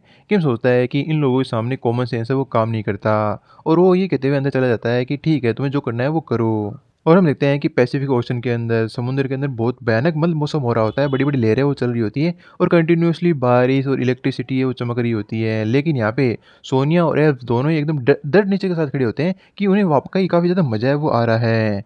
जो एली है वो सोचती है, इस प्रकार का वेदर हमारे जो कॉन्टिनेंट है उसके ऊपर भी हुआ करता था। लेकिन मुझे लगा नहीं था कि जो सोनिया है इस चीज़ को इतना ज़्यादा एन्जॉय वो करेगी, वो कंटिन्यूअसली स्माइल करती जा रही है। और वो बोल भी देती है सोनिया को, मुझे नहीं पता था कि तुम इस प्रकार के एनवायरनमेंट को इतना ईज़िली हैंडल वो कर लोगी। तभी कुछ समय बाद में किम फिर से आता है, क्या तुम लोग वाक़ई में अंदर वो नहीं आना चाहते? तो एली है वो बोलती है कि ये इस प्रकार का वेदर नहीं कि हमें छोटी-सी भी स्क्रैच है वो पहुँचा सके, तो मैं तो बिल्कुल भी अंदर नहीं जाना चाहूँगी। तो सोनिया भी बोल देती है कि एग्ज़ैक्टली तुम बार-बार आकर परेशान मत करो और हमें इस वेदर का एन्जॉय है वो करने दो, तुम जाकर ये रेस्ट है वो कर सकते हो। और किम की ये बात समझ में नहीं आती कि इस प्रकार के मौसम में ये लोग बाहर करेंगे भी क्या? ये अंदर आकर के आराम से भी तो चल सकते हैं, इन्हें बाहर रहने की ज़रूरत ही क्या है? और वो अंदर आता है तो वो सोचता है कि हो सकता है कि ये सफ़र मेरे लिए हो, ये लोग वाक़ई में एन्जॉय कर रहे हों। जिस प्रकार से जो हयुंसू है, इस बोट को चलाने के अंदर एन्जॉय कर रहा है और वो लोग भी उसी प्रकार से एन्जॉय वो कर रहे होंगे। चलो मुझे उन लोगों के बारे में सोचने की कोई भी आवश्यकता नहीं है, मैं जाकर के अपनी नींद है वो पूरी कर लेता हूँ। और बाहर की ओर हम देखते हैं जो मौसम है वो समय के साथ और भी ज़्यादा ख़राब होता रहता है और समुद्र के अंदर और भी ज़्यादा ऊँची लहरें वो उठती रहती हैं। और इतने खतरनाक वेदर को देख कर के एक पल के लिए जो एली है वो भी सरप्राइज़ हो जाती है। वो सोचती है कि मैं ईमानदारी से कहूँ तो मैं वाक़ई में थोड़ी सरप्राइज़ हूँ, क्योंकि इस प्रकार की लहरें हमारे कॉन्टिनेंट के अंदर कभी भी इतनी ऊँची-ऊँची लहरें हैं वो नहीं उठा करती थी। वाक़ई में मैंने अर्थ को अंडर एस्टिमेट है वो कर दिया था। लेकिन यहाँ पे सबसे सरप्राइज़िंग बात तो ये है कि मिस्टर किम की जो सिस्टर है, इतने लंबे सफ़र के अंदर एक बार भी इसने कंप्लेन नहीं की और पूरे रास्ते तक इसी प्रकार से स्माइल करते हुए आ रही है। वाक़ई में ये सफ़र वो काफ़ी ज़्यादा एन्जॉय वो कर रही है। और सोनिया वो बोलती है, वॉव! ऐसा लगता है कि हम लोग वाटर पार्क के अंदर आए हैं। और एली सोचती है कि जैसे-जैसे जो लहरें की ऊँचाई वो बढ़ती जा रही है, वैसे-वैसे जो किम की सिस्टर है, वो इसे और भी ज़्यादा एन्जॉय वो कर रही है। क्या इस प्रकार का मौसम अर्थ के ऊपर नॉर्मल है क्या? अगर ऐसी बात है तो मैं भी यहाँ पे हार वो नहीं मानने वाली। मैं भी इनको दिखा कर के रहूँगी कि मैं ऐसी एल्फ की जो लीडर है वो नहीं बनी। और इसी प्रकार से वो इन लहरों का लुत्फ़ है वो उठा रहे होते हैं। फिर हमें एक्चुअल रीज़न वो बताया जाता है कि ये जो समुद्र के अंदर इतनी ऊँची-ऊँची लहरें उठ रही हैं, एक्चुअली ये जो ओशियन है वो पहले से ही बदनाम है, क्योंकि यहाँ पे अलग-अलग प्रकार के तूफ़ान, टाइफून, हरकुलिस आते रहते हैं। लेकिन जैसे जो दूसरे डायमेंशन अर्थ के साथ मर्ज होना शुरू हो गए, तो यहाँ की जो ज्योग्राफी है वो शिफ्ट होना शुरू हो गई। जिससे कि जो अर्थ है उसका क्लाइमेट और भी ज़्यादा खतरनाक है वो हो गया। और हम एक इतनी बड़ी लहर को देखते हैं कि उसके सामने ये बोट तो एकदम बच्ची लग रही होती है और एक्चुअली ये सुपर टाइफून होता है जिसे कि भी इजीली पार होकर जाते हैं। लेकिन इस प्रकार के टाइफून की उम्मीद यहाँ पे एली को नहीं थी, वो थोड़ा सा लगता है कि स्ट्रगल कर रही थी। लेकिन फाइनली वो कैसे से करके जो इतने खराब वेदर को है वो पार कर जाते हैं। और फिर मॉर्निंग होने पर किम वापस चेक करने के लिए आता है कि आखिरकार उन दोनों की स्थिति क्या है, तो वो दोनों ही उसी पोज के अंदर अभी भी खड़ी थी। तो किम पूछता है कि आखिरकार यहाँ पे क्या चल रहा है? क्या लास्ट नाइट को कुछ हुआ था क्या? तो सोनिया खुश होते हुए बोलती है कि मेरे को तो मज़ा आ गया, लास्ट नाइट को बहुत सारी चीज़ें वो हुई थी। और किम इन लोगों को ऐसे देख कर सोचता है कि अरे यार, मुझे लगता है कि मुझे एक ऐसी बोट ले लेनी चाहिए और इन लोगों को उधर है ना पायरेट बना देना चाहिए और मैं वहाँ का पायरेट किंग बन जाता हूँ। ऐसी फीलिंग मुझे ये लोग दे रहे हैं। फिर वो वापस नीचे आ जाता है तो वो अयंशु से पूछता है कि तुम्हारी कंडीशन क्या है? क्या तुम ठीक हो? मतलब पूरी रात उसने ड्राइविंग की होती है ना, तो उसे रेस्ट के लिए पूछ रहा होता है। लेकिन जो हयुंसु रिप्लाई देता है, उसे किम हैरान हो जाता है। हयुंसु बोलता है कि हम जल्दी पहुँचने वाले हैं। तो किम सरप्राइज़ होते हुए बोलता है, क्या? हम लोग तो कल ही चले थे ना, इतनी जल्दी कैसे पहुँच गए? क्या तुम्हारी एबिलिटी वो फिर से अपग्रेड हो गई? तो जो हयुंसु है वो काफ़ी अच्छी स्पीड से बोट को चलाते हुए बोलता है, नहीं, नहीं ऐसी कोई बात नहीं है। मैं श्योर तो नहीं हूँ कि क्या रीज़न है, लेकिन जैसा कि जो ऑपरेशन चीफ है या फिर ऑपरेशन कमांडर उन्होंने बताया था, उसी प्रकार से मुझे लगता है कुछ ज्योग्राफी या कुछ ऐसे चेंजमेंट आए हैं कि जो हमारी 1 वीक की दूरी थी, वो बस 1 नाइट के अंदर ही कंप्लीट है वो हो गई। तो किम सोचता है कि मैंने उम्मीद नहीं की थी हम लोग इतनी जल्दी वापस है ना वहाँ पे पहुँच जाएँगे। तो फिर वो वापस ऊपर जाता है और बाहर की ओर देखता है कि किस प्रकार का एनवायरनमेंट है। और वो बाहर आकर देखता है तो वहाँ पे नॉर्मली एनवायरनमेंट होता है, तो वो सोचता है कि मुझे समझ में नहीं आ रहा कि हम लोग इतनी जल्दी कैसे पहुँच गए। लेकिन कोई भी बात हो, हम लोग सेफ़ली यहाँ पे पहुँच चुके हैं, ये सबसे बड़ी बात है। और हयुंसु पूरी रात ड्राइविंग कर रहा था, तो वो अब सोने के लिए जा चुका है और उसने बताया था कि वो यूएसए के जो कैलिफ़ोर्निया पोर्ट है, वहाँ पे हमें पहुँचा चुका है। तो इसका मतलब ये है कैलिफ़ोर्निया से जहाँ पे जेम्स का होम है, वो न्यूयॉर्क में है। यानी वो इस एक कोने से लेकर के दूसरे कोने तक है, यानी ये दूरी कम नहीं है, ये काफ़ी ज़्यादा दूर है। हम डायरेक्टली वहाँ पे जा नहीं सकते, पहले हमें आस-पास के एरिया की जो सिचुएशन है, वो जाननी होगी। फिर किम बोलता है कि चलो हमें धीरे चलना होगा और पूरी जो इन्फॉर्मेशन है वो प्राप्त वो करनी होगी। हमें नहीं पता यहाँ पे किस प्रकार की सिचुएशन है। तो यही सही रहेगा कि अगर हम लोग नॉर्मल है वो दिखें और हम देखते हैं कि यहाँ पे एली और सोनिया ये दोनों ही घूर-घूर कर के किम को देख रही होती है। किम आगे बोलता है कि चलो हम थोड़े समय के लिए होल्ड अप करते हैं और तुम दोनों को अंदर ही है वो रहना चाहिए। ये सुनते ही जो सोनिया है वो किलिंग इंटेंट रिलीज़ करते हुए बोलती है कि अब तुम हमें ये मत कहना, हम लोग अंदर जा कर के वापस अपनी जो पौधों की प्लांटिंग का काम है वो शुरू कर दें। अगर तुमने ऐसा कहा तो मैं तुम्हें ही ज़मीन के अंदर गाड़ दूँगी। तो किम भी नर्वस हो जाता है और वो बोलता है कि हाँ, हाँ, मुझे पता है तुम्हारी किलिंग इंटेंट के बारे में। चलो जाकर ही कम से कम अपने जो क्लॉथ है वो तो चेंज कर लो, पैक्स इन्हें रिट्रीव कर लो। ये कहते हुए वो दोनों ही पोर्टल के अंदर चली जाती हैं। और किम सोचता है कि जब तक वो चेंज कर रहे हैं मुझे आगे बढ़ना चाहिए और आस-पास के एरिया को मैं ऑब्ज़र्व कर लेता हूँ कि यहाँ से मुझे कोई इम्पोर्टेंट इन्फॉर्मेशन प्राप्त होती है या नहीं। और वो जैसे ही आगे की ओर बढ़ता है तो वहाँ पर भी वो डिस्ट्रॉय सिटी उसे नज़र आती है, चारों ओर बिल्डिंगें टूटी होती है, रोड वगैरह भी टूटी होती है और चारों ओर उसे बस डिस्ट्रक्शन ही नज़र वो आ जाता है। लेकिन वो एक चीज़ से सरप्राइज़ होता है कि यहाँ पे उसे ना तो एक सिंगल पर्सन दिखा, ना ही उसे कोई मॉन्स्टर वो नज़र आ रहा है।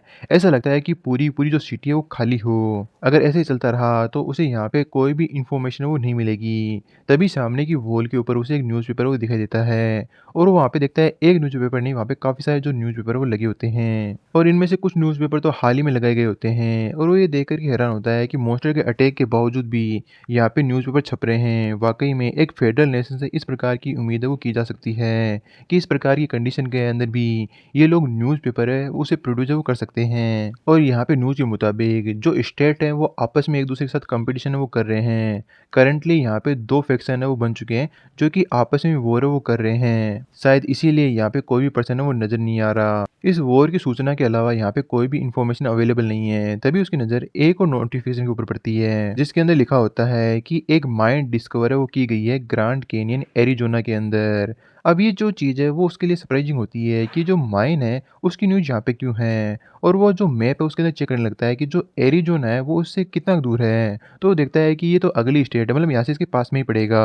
और पीछे की ओर से एली आते हुए बोलती है, मिस्टर किम आखिरकार ये ड्रेस कैसी है? तो किम वो बोलता है कि एक्चुअली मैं कुछ काम की इन्फॉर्मेशन है वो ढूँढ रहा था। और पीछे की ओर हम देखते हैं कि दोनों ही लड़कियों ने अपनी जो ड्रेस है वो कंप्लीटली चेंज वो कर ली होती है। और यहाँ पे जो एली है वो वाक़ई में काफ़ी ज़्यादा खतरनाक लुक के अंदर नज़र आ रही होती है और ये लुक इसके ऊपर सूट भी है वो करता है। और सोनिया बोलती है कि मैं तुम्हें भी मेरे तरह जो ट्रैक सूट है वो पहनाना चाहती थी, लेकिन तुमने अपने अकॉर्डिंग ये जो कन्वेंशन चीज़ है वो पहन ली। वाक़ई में तुम्हारे ऊपर सूट है वो कर रही है। तो एली वो बोलती है कि एक्चुअली ये जो हैट है मुझे काफ़ी ज़्यादा अनकंफर्टेबल लग रही है, लेकिन ये इस ड्रेस के साथ मैच कर रही है, तो चलो कोई बात नहीं। तो किम बोलता है कि ठीक है ये कुछ ऑकवर्ड नहीं है और वैसे भी तुम्हारे ऊपर सूट है वो कर रही है। तो एली वो बोलती है कि ठीक है जैसी भी है, अगर अच्छी लग रही है तो अच्छी बात है, वैसे भी मुझे अब दोबारा से चेंज वो नहीं करना, क्योंकि चेंज करने में फिर से समय वो लगने वाला है। तो वो पूछ लेते हैं कि अगर तुम्हें किस प्रकार की इन्फॉर्मेशन वो मिली है, तो बता देता है कि उसे किस प्रकार की मिली है और उसी तरफ वो आगे की ओर बढ़ जाते हैं।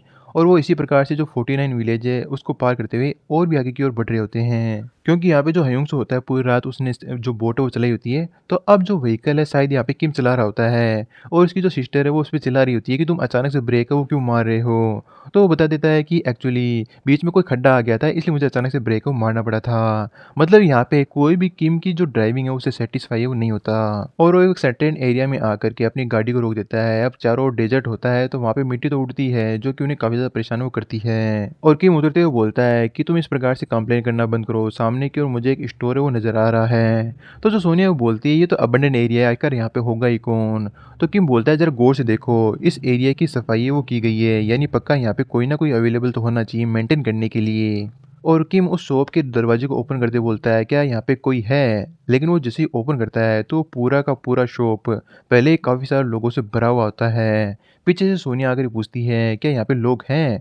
तो किम भी थोड़ा हेजिटेट करते बोलता है लोग यहाँ पे बहुत सारे लोग हैं और सभी के सभी लोग इन दोनों बंदों को ही घूर रहे होते हैं। इस प्रकार से घूरता हुआ देख करके सोनिया थोड़ा इरिटेट होती हुई बोलती है कि आखिर तुम मुझे ऐसे क्या घूर रहे हो? तो वहाँ पे एक बंदा जो बैठा होता है, अपनी जो गन होता है वो बाहर निकाल कर के इनके ऊपर अटैक करने वाला ही होता है। तभी उनमें से एक जो बंदा है वो आकर बोलता है, "क्या तुम लोग कोरियन हो? वाह यार! कितनी सरप्राइज़िंग बात है। मुझे उम्मीद नहीं थी यहाँ पर भी मुझे मेरे जो कोरियन फ्रेंड्स हैं वो मिल जाएँगे।" अब ये सुनने के बाद में वो बंदा उनके ऊपर अटैक वो नहीं करता और जो बंदा कोरियन था वो जाकर ही सीधा किम से हाथ वो मिलाता है कि तुमसे मिलकर ये खुशी हुई। मेरा नाम पाक डोंग है। तो किमी बोल देता है कि मेरा नाम किम है। तो जो डोंग है वो बोलता है कि ठीक है, चलो तुमसे मिलके खुशी हुई, चलो वहाँ चल कर के बैठते हैं, ये हमारी किस्मत ही है कि हम लोग यहाँ पे मिले। और वो ऑर्डर देता है कि 4 बियर फटाफट से यहाँ पे लेकर के आ जाओ, हम यहाँ पे सेलिब्रेट है वो करने वाले हैं। अब यहाँ पे जो डोंग है वो सीक्रेट रिवील करता है धीरे-धीरे बोलते हुए कि मेरी बात ज़रा ध्यान सुनो और यहाँ पे शांति से बैठ जाओ। तुम लोग सरप्राइज़ होंगे कि आखिर मैं इस प्रकार की फ्रेंडली एक्टिंग है वो क्यों कर रहा हूँ अचानक से। लेकिन ये जो सारी चीज़ें मैंने अभी की है वो तुम्हारी जान बचाने के लिए की है। तुम यहाँ पे जितने भी लोगों को बैठा हुआ देख रहे हो वो सभी लोग फाइट करने के लिए हमेशा तैयार है वो रहते हैं। अगर तुम इस प्रकार से यहाँ पे आए हो और ये बंदों की नज़र तुम्हारे ऊपर पड़ जाती है तो ये बिना किसी मतलब ही तुम्हारे ऊपर अटैक वो कर देंगे और तुम्हें लूटने की कोशिश वो करेंगे। एक गलत मूव और जो तुम्हारी खोपड़ी है वो खुल जाएगी, तुम सीधा मौत का शिकार वो बन जाओगे। तुम्हें तो पता ही है जो रीइंफॉर्मेशन बुलेट है, वो किसी खतरनाक से खतरनाक डिफेंस को भी डिस्ट्रॉय वो कर सकती है। तो ये सुनने के बाद किम सोचता है रीइंफॉर्मेशन बुलेट, शायद यहाँ पे इन बुलेट को भी एनहांसमेंट वो किया गया है। डोंग आगे बोलता है जो ये लेडी है इसने इस प्रकार के मस्त कपड़े वो पहन रखे हैं। यहाँ पे बहुत सारे जो क्रेजी लोग हैं जिन्हें इस प्रकार की ड्रेस वो पसंद आती है और वो इस माहौल के अंदर किसी भी प्रकार का कोई भी काम वो कर सकते हैं। तभी जो वेटर है वो 4 बियर लेकर के आ जाता है और पेमेंट के रूप में जो डोंग होता है वो माना स्टोन है या जो माना क्रिस्टल है वो दे देता है। अब किम के लिए ये चीज़ यहाँ पे नई थी, वो भी मन के अंदर सोचता है कि ट्रांजैक्शन के लिए माना स्टोन का यूज़ करना वाक़ई में ये तो इंटरेस्टिंग चीज़ है। और वेटर के जाने के बाद में जो डोंग है वो बोलता है तुम्हें यहाँ पे जितना शांत तुम लोग रह सको उतना शांत रहने की आवश्यकता है और जितना शांतली तुम लोग यहाँ से निकल पाओ उतना शांतली यहाँ से निकल जाना। किसी प्रकार का कोई भी जो चीज़ है या किसी प्रकार की कोई भी जो न्यूसेंस है वो क्रिएट मत करना। क्या तुम लोगों को इस प्रकार की बेसिक चीज़ के बारे में नहीं पता? आखिरकार तुम लोग कहाँ से हो? तो किमो बोलता है कि अभी-अभी तो तुमने बताया हम लोग कोरिया से हैं और एक्चुअली हम लोग कोरिया से ही हैं। तो ये सुनने के बाद में जो डोंग है वो बोलता है कि हाँ, मुझे पता है तुम लोग कोरिया से हो, लेकिन अभी अमेरिका के अंदर से तुम लोग कहाँ से आए हो? किम है वो बोलता है कि एक्चुअली हम बोट के थ्रू कोरिया से आए हैं और अभी-अभी 1 घंटे पहले ही अमेरिका पहुँचे हैं। ये सुन कर के तो जो डोंग है वो काफ़ी ज़्यादा हैरान होता है। क्या तुम लोग कोरिया से बोट के थ्रू आए हो? आखिरकार ये जो चीज़ है वो पॉसिबल भी कैसे है? क्योंकि जहाँ तक मेरे को पता है पैसिफिक ओशन है उसके अंदर समुद्र के अंदर बहुत बड़ी-बड़ी जो लहरें हैं वो उठ रही हैं जिसके द्वारा यहाँ पे आना बड़ा ही ज़्यादा मुश्किल है। लेकिन तभी जो सोनिया है वो बोलती है लेकिन ये जो राइड थी वाक़ई में बड़ी ज़्यादा एक्साइटिंग थी और इस बात से जो एली है वो भी एग्री वो करती है। यहाँ पे डोंग को कुछ भी समझ में नहीं आता क्या है कि आखिरकार ये लोग यहाँ पे आ कैसे सकते हैं इस प्रकार के वेदर के अंदर? शायद ये कोरिया के अंदर कोई नया प्रकार का जोक होगा जिसके बारे में मुझे नहीं पता। तभी जो किम है वो बोलता है कि इन लोगों को इग्नोर करो। एक्चुअली मैं तुमसे एक चीज़ पूछना चाहता हूँ। क्या तुम्हें यहाँ पे आस-पास जो लीशियन माइन है उसके बारे में पता है? अब ये सुनते ही जो डोंग होता है वो नर्वस हो जाता है और वो साइड में आस-पास जो लोग होते हैं उन्हें देखता है और सभी लोग उन्हें ही घूर कर ही देख रहे होते हैं। इस प्रकार का रिएक्शन देख कर के किम बोलता है लगता है मैंने कोई सेंसिटिव क्वेश्चन है पूछ लिया है। तो डोंग है वो बोलता है कि हाँ, ये सभी लोग यहाँ पे जितने भी दिख रहे हैं वो सारे अवेकन पीपल हैं और वो लोग यहाँ पे इसलिए गैदर हुए हैं ताकि ये उस माइन के ऊपर जा सकें और उसे ऑक्यूपाई कर सकें। तभी जो किम वो बोलता है कि तुमने वार्निंग भी दी थी लेकिन मैंने लगता है कि अनइंटेंशनली ऐसा क्वेश्चन पूछ लिया है जिसने यहाँ का माहौल ख़राब है वो कर दिया है। तभी जो डोंग है वो बोलता है, अगर तुम माइन की लोकेशन के ऊपर जा रहे हो तो पक्का तुम्हें भी जो रीइंफॉर्मेशन स्टोन है वो चाहिए होंगे। लेकिन ये बहुत ज़्यादा बुरी बात है कि तुम वहाँ पे जा है वो नहीं सकते। तभी जो एली है वो बोलती है एक्चुअली हमें वो स्टोन है वो नहीं चाहिए। हमारा काम तो जो ड्वार्फ है उनके साथ है। तो डॉन भी हैरान होता है क्या तुम्हें स्टोन है वो नहीं चाहिए? तो एलियो बोलती है कि आखिर हम लोग जो माइन है उसके अंदर क्यों नहीं जा सकते? तभी पीछे की ओर एक बंदा बोलता है कि आखिर तुम उस बंदे से क्यों पूछ रही हो? मैं बताता हूँ। एक्चुअली अगर तुम वहाँ पे जाओगे तो तुम लोग मारे वो जाओगे। और उस बंदे को देख करके जो डोंगो सोचता है लगता है हम लोगों ने मिस्टेक कर दी। अब ये बंदा इस मैटर को साइड के अंदर नहीं जाने देगा। ये पक्का यहाँ पे कोई ना कोई गड़बड़ करने की यूज़ वो करेगा। मैं एक मौका देख करके अपनी गन द्वारा इस बंदे को ऑन द स्पॉट ही मार डालूँगा। और हम देखते हैं कि उस बंदे को वो अपने गन से सोनिया के कंधे के ऊपर हाथ रखते हुए मेरी बात ध्यान सुनो। तुम लोगों की कन्वर्सेशन मुझे पता चल रहा है कि तुम लोगों को जो वो स्टोन है वो नहीं चाहिए। तो कैसा रहेगा तुम्हारे पास जितने भी स्टोन है वो मुझे दे दो और मैं तुम लोगों को जो माइन का एड्रेस है वो बता दूंगा। और ये जो लेडीज़ है वो वाकई में काफ़ी ज़्यादा पीटी हैं। इन लोगों से मुझे जो माना स्टोन है वो नहीं चाहिए। मैं इसके बदले में इनसे कुछ और ही लूँगा। तुम समझ रही हो ना? और ये सुनते ही तो भई सोनिया एकदम अपने रियल अपीयरेंस में आ जाती है, मतलब खुंखार रूप में आ जाती है कि चलो मैं तुम्हें एक पंच देती हूँ और उसी में तुम्हें मार डालती हूँ। और वो अपनी एबिलिटी का यूज़ करते हुए इसे एक खतरनाक पंच मारती है कि सभी लोग देखते रह जाते हैं क्योंकि वो बंदा उस शॉप की जो छत है उसे तोड़ते हुए हवा के अंदर फ्लाई करते हुए जाने लगता है। अब ये देख कर के जो किम है वो परेशान होते हुए सोचता है कि अरे यार ये फिर से हो गया। उस बंदे को सोनिया से पंगा लेना ज़रूरी था क्या? और किम ये कहते हुए वहाँ से जाने लगता है कि डोंग आपका शुक्रिया इस प्रकार की काइंडनेस दिखाने के लिए, लेकिन हम लोगों को अब यहाँ से जाना होगा। ये कहते हुए वो तीनों ही वहाँ से भागने वो लगते हैं। यहाँ पे डोंग भी बहुत ज़्यादा हैरान होता है कि आखिरकार एक बंदे को इतना खतरनाक अपरकट कैसे हो सकता है कि वो दीवार को या फिर छत को तोड़कर ही आर-पार हो जाए। कहीं ये बात सच तो नहीं, ये वाक़ई में बोट के थ्रू अभी-अभी कोरिया से यहाँ पे पहुँचे हो। अगर ये लोग हैं और इनके पास इतनी पावर है तो शायद मेरा वो काम हो सकता है।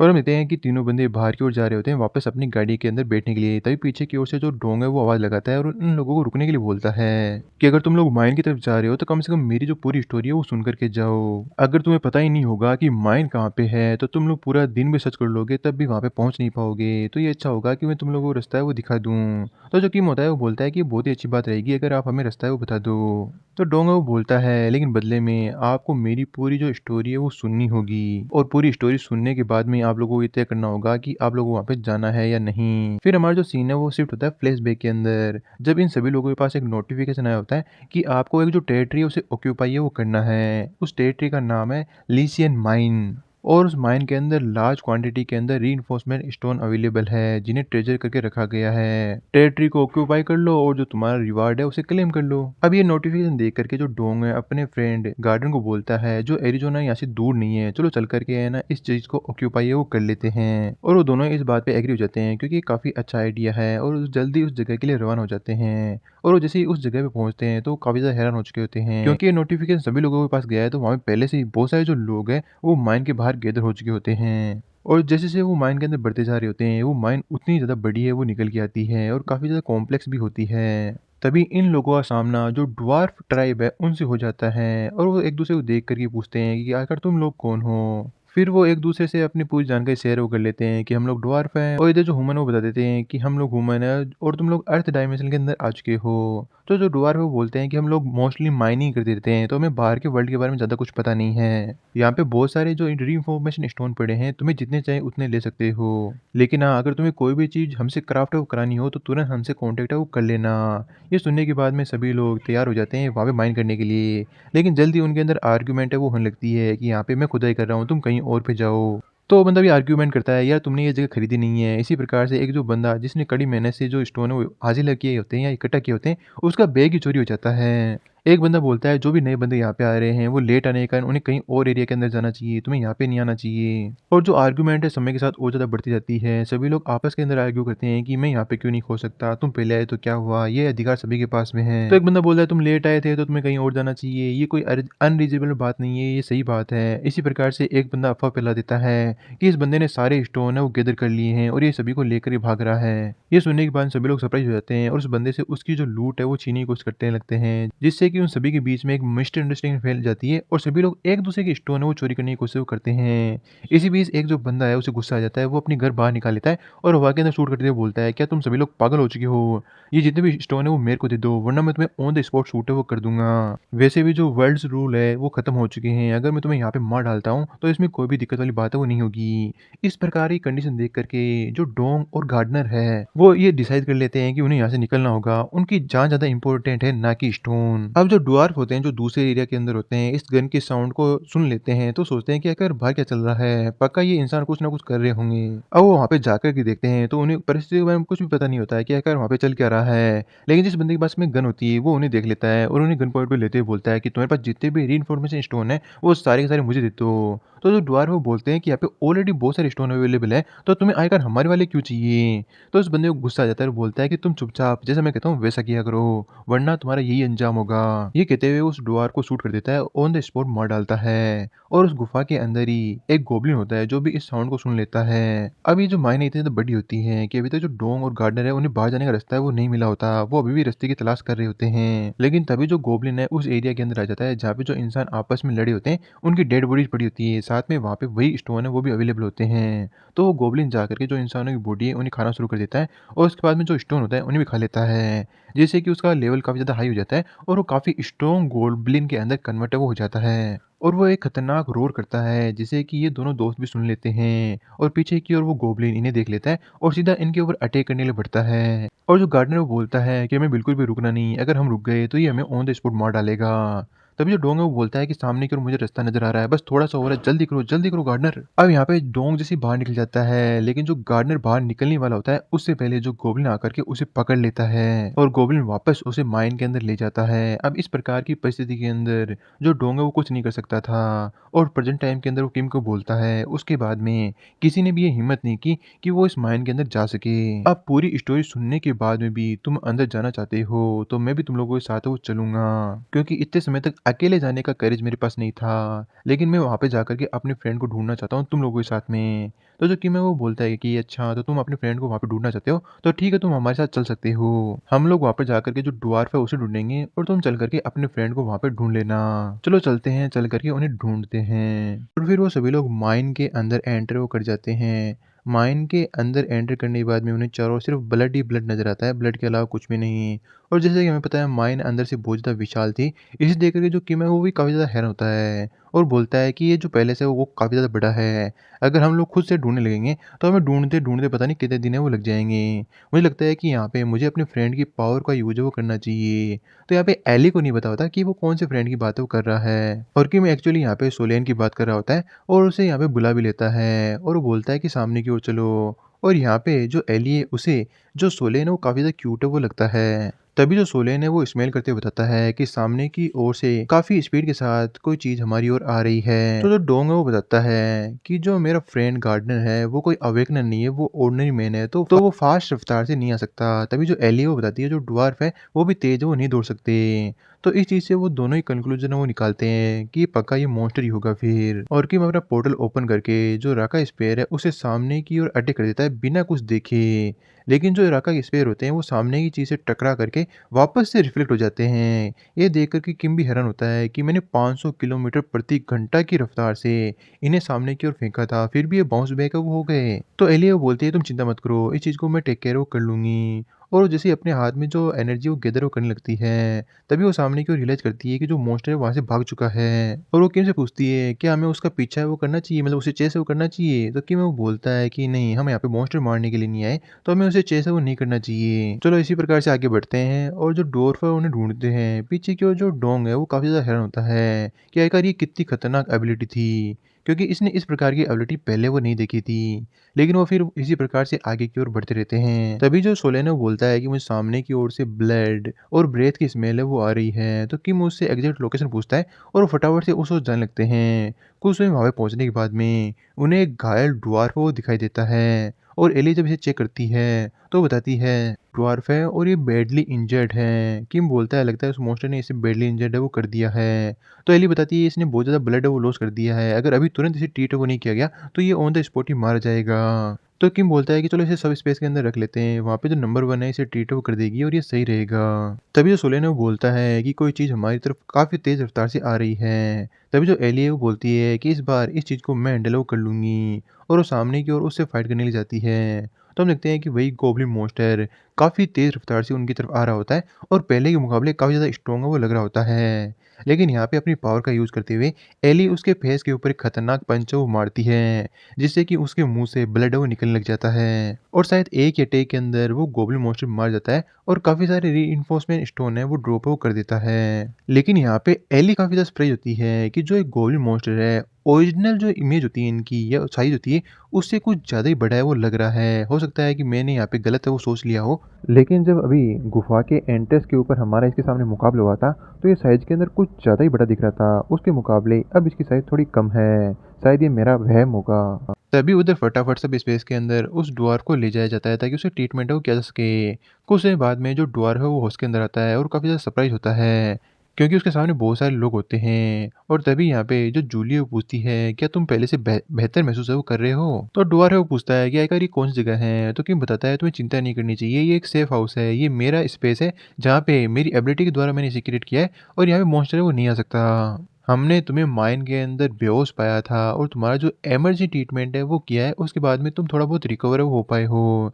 लेकिन जो तुम्हारी चोट है वो काफ़ी ज़्यादा बैड है, तो तुम्हें पूरी तरह से रेस्ट करने की ज़रूरत है। तो ड्वार्फ वो बोलता है कि तुम लोगों ने मुझे माइन के अंदर बेहोश पाया, तो आखिर उस मॉन्स्टर का क्या हुआ? तो एली वो बोलती है तुम्हें चिंता नहीं करनी चाहिए, मैंने उसे मार डाला। अब ड्वार्फ यहाँ पे एल्फ को देख कर के हैरान होता है। तो जो एली वो बोलती है मेरा नाम एली है और मैं एल्फ्स की लीडर हूँ। तो ड्वार्फ वो बोलता है कि जो एल्फ है वो कब से ह्यूमन के साथ है, वो काम करने लग गए। तो एलिया वो बोलती है एक लंबी स्टोरी है, हम इसको बाद के लिए बचा कर ही रखते हैं। सबसे इम्पोर्टेंट चीज़ तो ये है, क्या ड्वार्फ के अंदर तुम अकेले ही बचे हो और बाकी जो ड्वार्फ है वो मार जा चुके हैं? तो काफ़ी सैडली जो ड्वार्फ है वो बोलता है कि हाँ, ये सच है। तभी जो डोंग है वो ड्वार्फ से पूछता है, बाय एनी चांस क्या तुमने जो गार्डनर नाम के बंदे के बारे में सुना है? वो एक मेरा फ्रेंड है जो कि इस माइन के अंदर रह गया था। तभी जो ड्वार्फ है वो बोलता है, इसका मतलब तुम लोगों ने इस माइन के अंदर एक ही मॉन्स्टर को मारा है। तभी जो एलिया बोलती है, तुम्हारे कहने का क्या मतलब, यहाँ पे एक से ज़्यादा मॉन्स्टर अवेलेबल है? तो ड्वार्फ वो बोलता है कि हाँ, जिस मॉन्स्टर को अभी तुम लोगों ने मारा है, उससे सिमिलर ही एक मॉन्स्टर और है। तो एली सोचती है कि जैसा कि मैंने सोचा था, कि जिस मॉन्स्टर को मैंने मारा था और पहली मुठभेड़ के अंदर जो हमें मॉन्स्टर दिखाई दिया था, वो दोनों डिफरेंट थे साइज़ के अंदर अलग-अलग।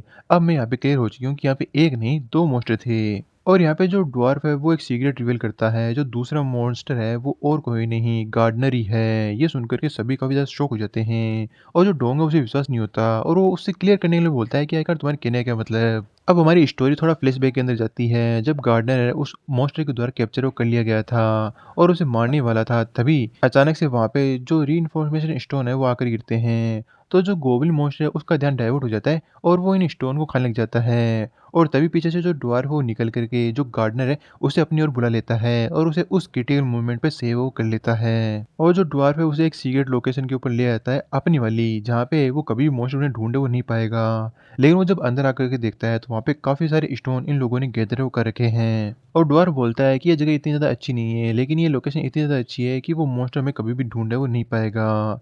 मेरा नाम ब्रोक है। तो जो गार्डनर है वो बोलता है कि मॉन्स्टर से बचाने के लिए तुम्हारा शुक्रिया था, मेरा नाम गार्डनर है। लेकिन क्या तुम्हें पता है वो मॉन्स्टर इतना ज़्यादा खतरनाक वो क्यों दिख रहा था? तो जो यहाँ पे ब्रोक है वो बोलता है कि मुझे भी पूरा पता नहीं कि यहाँ पे क्या चल रहा है, लेकिन यहाँ पे बहुत सारे इंसानों की बॉडी अवेलेबल थी और यहाँ पे काफ़ी सारे इन्वेस्टमेंट इंश्योरेंस भी अवेलेबल है। तो पहले उस ज़ॉम्बी ने उन इंसानों की बॉडी को खाया और अपने आप को अपग्रेड किया, उसके बाद में उसने स्टोन को भी खा लिया, जिससे कि उसकी जो डेवलपमेंट है वो काफ़ी ज़्यादा ही हो गई, जिससे वो इस प्रकार की करंट शेप के अंदर आ गया है और काफ़ी ज़्यादा पावरफुल वो बन चुका है। इसलिए हम लोग एक बहुत ही बड़ी मुसीबत के अंदर फँस चुके हैं। तभी जो यहाँ पे गार्डनर है वो बोलता है तुम्हें चिंता नहीं करनी चाहिए, हम लोग कैपिटल ज़ोन के अंदर है, तो कोई ना कोई बंदा यहाँ पे आ जाएगा इस जगह को कैप्चर करने के लिए। तो जो ब्रोक है वो बोलता है क्या ये कैपिटल ज़ोन है? भाई मैं क्राफ्टिंग के अंदर इतना ज़्यादा बिज़ी था कि मुझे पता ही नहीं चला कि कब हम लोग यहाँ पे आ गए। अगर यहाँ पे इस प्रकार की सर्टेन कंडीशन बन चुकी है तो पक्का यहाँ पे कोई गार्डियन होगा। अब यहाँ पे जो गार्डनर है उसे पता नहीं होता है कि आखिर ये जो गार्डियन है वो क्या होता है। तो जो डुआर है वो एक्सप्लेन करके बताता है कि वो एक ऐसी चीज़ है जिसके द्वारा हम किसी भी गार्डियन को यहाँ पे समन वो कर सकते हैं। ये काफ़ी ज़्यादा अट्रैक्टिव चीज़ है और ये मल्टी चैम्बर ऑफ कॉमर्स के द्वारा इम्प्लांट है वो की गई होगी इस माइन के अंदर। एक तरह से मान लो कि ये पूरी इस गुफा का एक कोर है वो हो सकता है।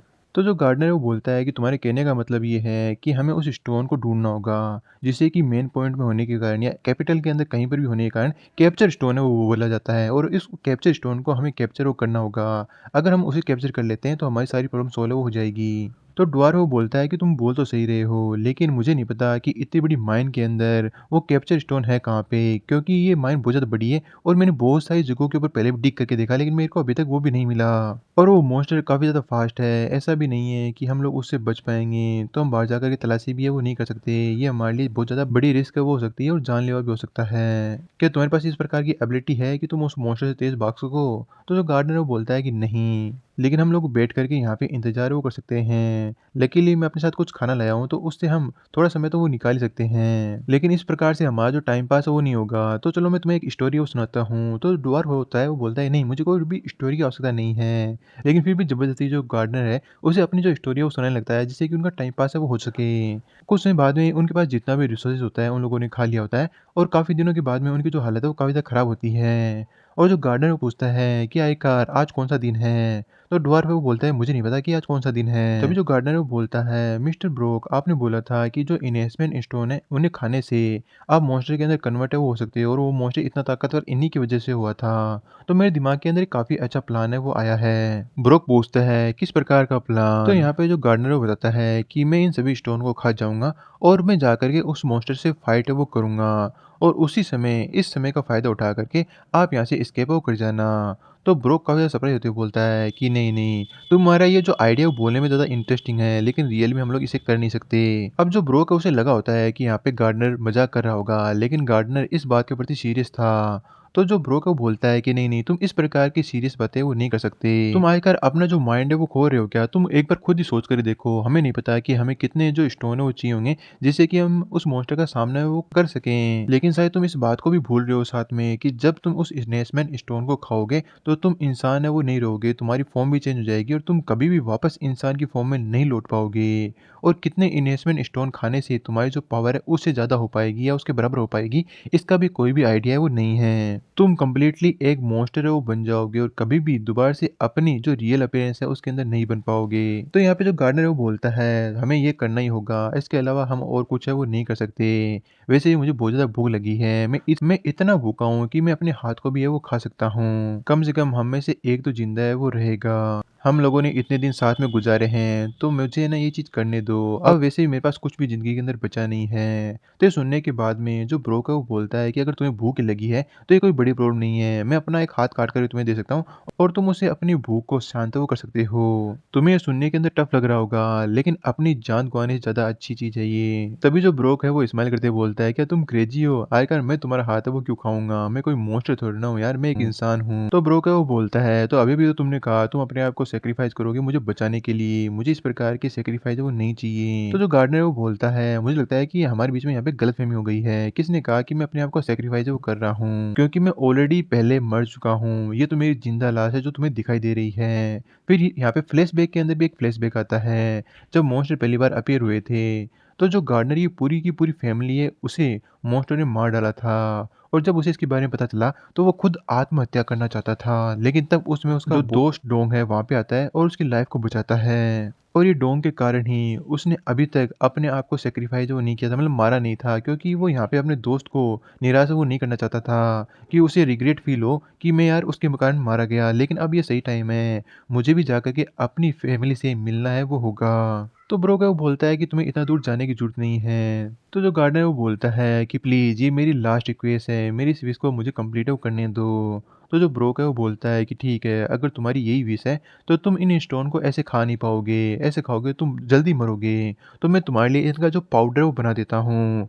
फिर वो अपने हैमर का यूज़ करते हुए उन सभी स्टोन को तोड़ने लगता है और बहुत सारे जो स्टोन है उनको तोड़ करके उनका जो पाउडर है वो क्रिएट वो कर देता है। तभी जो गार्डनर वो बोलता है कि मिस्टर ब्रोक मुझे आपसे एक फेवर और चाहिए। अगर मैं मरता नहीं हूँ इस चीज़ को खाने के बाद में तो मेरे एकदम पूरी तरह से मॉन्स्टर वो बन जाऊँगा। तो प्लीज़ मेक श्योर करना कि तुम मुझे किसी न किसी दिन मार डालो। मैंने ये डिसाइड किया है अपने आप से कि मैं मॉन्स्टर बनूँगा, लेकिन फिर भी मैं मॉन्स्टर बनकर के ज़िंदा है वो नहीं रहना चाहता। तो प्लीज़ मुझसे इस चीज़ का प्रॉमिस है वो करना।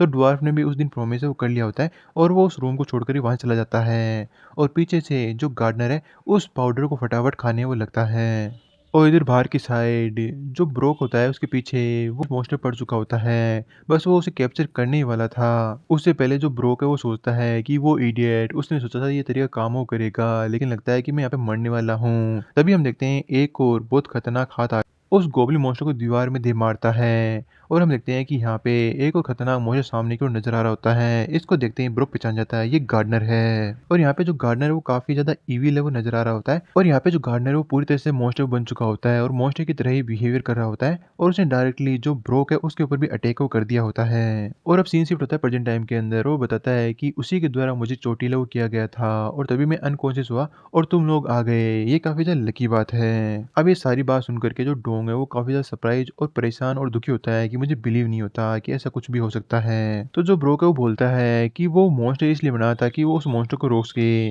लेकिन वो कभी भी मॉन्स्टर वो नहीं बनना चाहता था। तो प्लीज मैं तुम लोगों से एक रिक्वेस्ट वो करता हूँ कि उसे रेस्ट इन पीस में जाने दो। मैं तुम लोगों की हेल्प करूंगा किसी भी चीज को क्राफ्ट करने के लिए, बस उस बंदे को मार डालो। तो किमा वो बोलता है कि हम में से सिर्फ एली ऐसी पर्सन है जो कि उसे फाइट वो कर सकती है और जहाँ पे वेपन बनाने की बात है तो मैं तो कोई छोटे मोटे वेपन ही बना सकता हूँ। क्या ये पॉसिबल है कि जो इन्हेंसमेंट स्टोन है उसको सी रैंक का बनाया वो जा सकता है? तो जो ब्रो को बताता है कि हाँ बिल्कुल बनाया जा सकता है। अगर तुम्हें सी रैंक का इन्हेंसमेंट स्टोन बनाना है तो तुम्हें 10 डी रैंक के इन्हेंसमेंट स्टोन लगेंगे सेम एट्रीब्यूट के। अब ये बात तो अच्छी है कि कैमलॉर्ड के थ्रू हमारे पास बहुत सारे इन्हेंसमेंट स्टोन अवेलेबल है, लेकिन उनके अंदर कोई भी होली एट्रीब्यूट वाला इन्हेंसमेंट स्टोन नहीं है, जिसके कारण हम लोग जो राका स्पेयर है उसके एट्रीब्यूट को इनहेंस वो नहीं कर सकते। तो उसके अलावा मैं कौन सी चीज़ को इनहेंस वो कर सकता हूँ? हूँ। मुझे लगता है मुझे ज़्यादा नहीं सोचना चाहिए। मुझे जो गन है, जो एमो है और जो स्पेशली जो पिस्तौल है, उनकी फायर पावर को एनहांस है वो करना चाहिए। लेकिन जो पिस्तौल है उसकी फायर पावर की जो रेंज है वो कम होती है, तो क्या मुझे किसी राइफ़ल को एनहांस है वो करना चाहिए? फिर वो फाइनली निर्णय लेता है कि उसे जो गन है उन्हें एनहांस है वो करना चाहिए। लेकिन वो देखता है कि उसके पास रजिस्ट्रेशन स्टोन जो होते हैं वो कम मात्रा के अंदर है, तो वो सिर्फ +3 ही पिस्तौल के अंदर एनहेंसमेंट है वो कर पाता है। और जो सिमुलेशन है वो ये दिखा पाता है कि जो वन शॉट है +4 का, वो पिस्टल उसके सामने इतना ही होल्ड वो कर पाएगी। मतलब ये है कि अभी जो कि मैंने उसको हाईएस्ट +3 तक की पिस्तौल को अपग्रेड कर सकता है पावर के मुकाबले। लेकिन अगर इसने +4 कर दिया तो पिस्तौल एक फायर करने के बाद में किसी काम की वो नहीं रहेगी। लेकिन किम के लिए ये सिंगल शॉट भी काफ़ी ज़्यादा यूज़फुल है वो हो सकता है, क्योंकि उसके पास गन की तो कमी है वो पड़ने वाली नहीं। एक बार क्रिएट होने के बाद में वो उसकी कॉपीज़ है वो बनाता रहेगा। और यहाँ पे जो किम है वो अपने सभी नाइट से बातें कर रहा होता है कि हमें एक शूट के अंदर ही सभी को एलिमिनेट वो करना होगा। मतलब शायद किम की प्लानिंग यही थी कि वो सामने वाला मोस्ट पता नहीं कितना ताकतवर होगा, तो अपने सभी नाइट को एक-एक गन दे देगा और उन सभी के पास एक-एक बुलेट होगी। तो अगर किसी की भी एक बुलेट लग गई तो वो मोस्टर बड़े ही आराम से मारा है वो जाएगा। लेकिन तभी हम देखते हैं कि वहाँ पे जो डोंग है वो आता है और वो बोलता है, मिस्टर किम, मैं यहाँ पे अपने फ्रेंड के फाइनल मोमेंट के ऊपर बातें वो करने के लिए आया हूँ। क्या मैं उसे अंतिम बार विदाई वो दे सकता हूँ? तो ये सुनने के बाद में जो किम है वो बोलता है, ये चीज़ बड़ी ज़्यादा डेंजरस है वो हो सकती है, आपको इसके अंदर नहीं पड़ना चाहिए। लेकिन वो फिर से रिक्वेस्ट वो करता है, तो किम भी इस बात के ऊपर एग्री हो जाता है, लेकिन एक कंडीशन के ऊपर। फिर कुछ समय बाद में हमारा जो सीन है वो शिफ्ट होता है। हम देखते हैं जो डोंग होता है, वो यहाँ पे सोलेन के साथ आगे की ओर बढ़ रहा होता है कि उसका जो फ्रेंड मोस्टर है वो किस ओर है, और वो कंटिन्यूअसली इसी प्रकार से उस माइन के अंदर आगे की ओर बढ़ रहे होते हैं। लेकिन यहाँ पे जो डोंग है वो थोड़ा-सा गिल्टी फ़ील वो कर रहा है कि अगर मैं उसे नहीं बोलता तो शायद वो इस गुफ़ा के अंदर नहीं आता और थोड़ा लंबे समय तक जीता।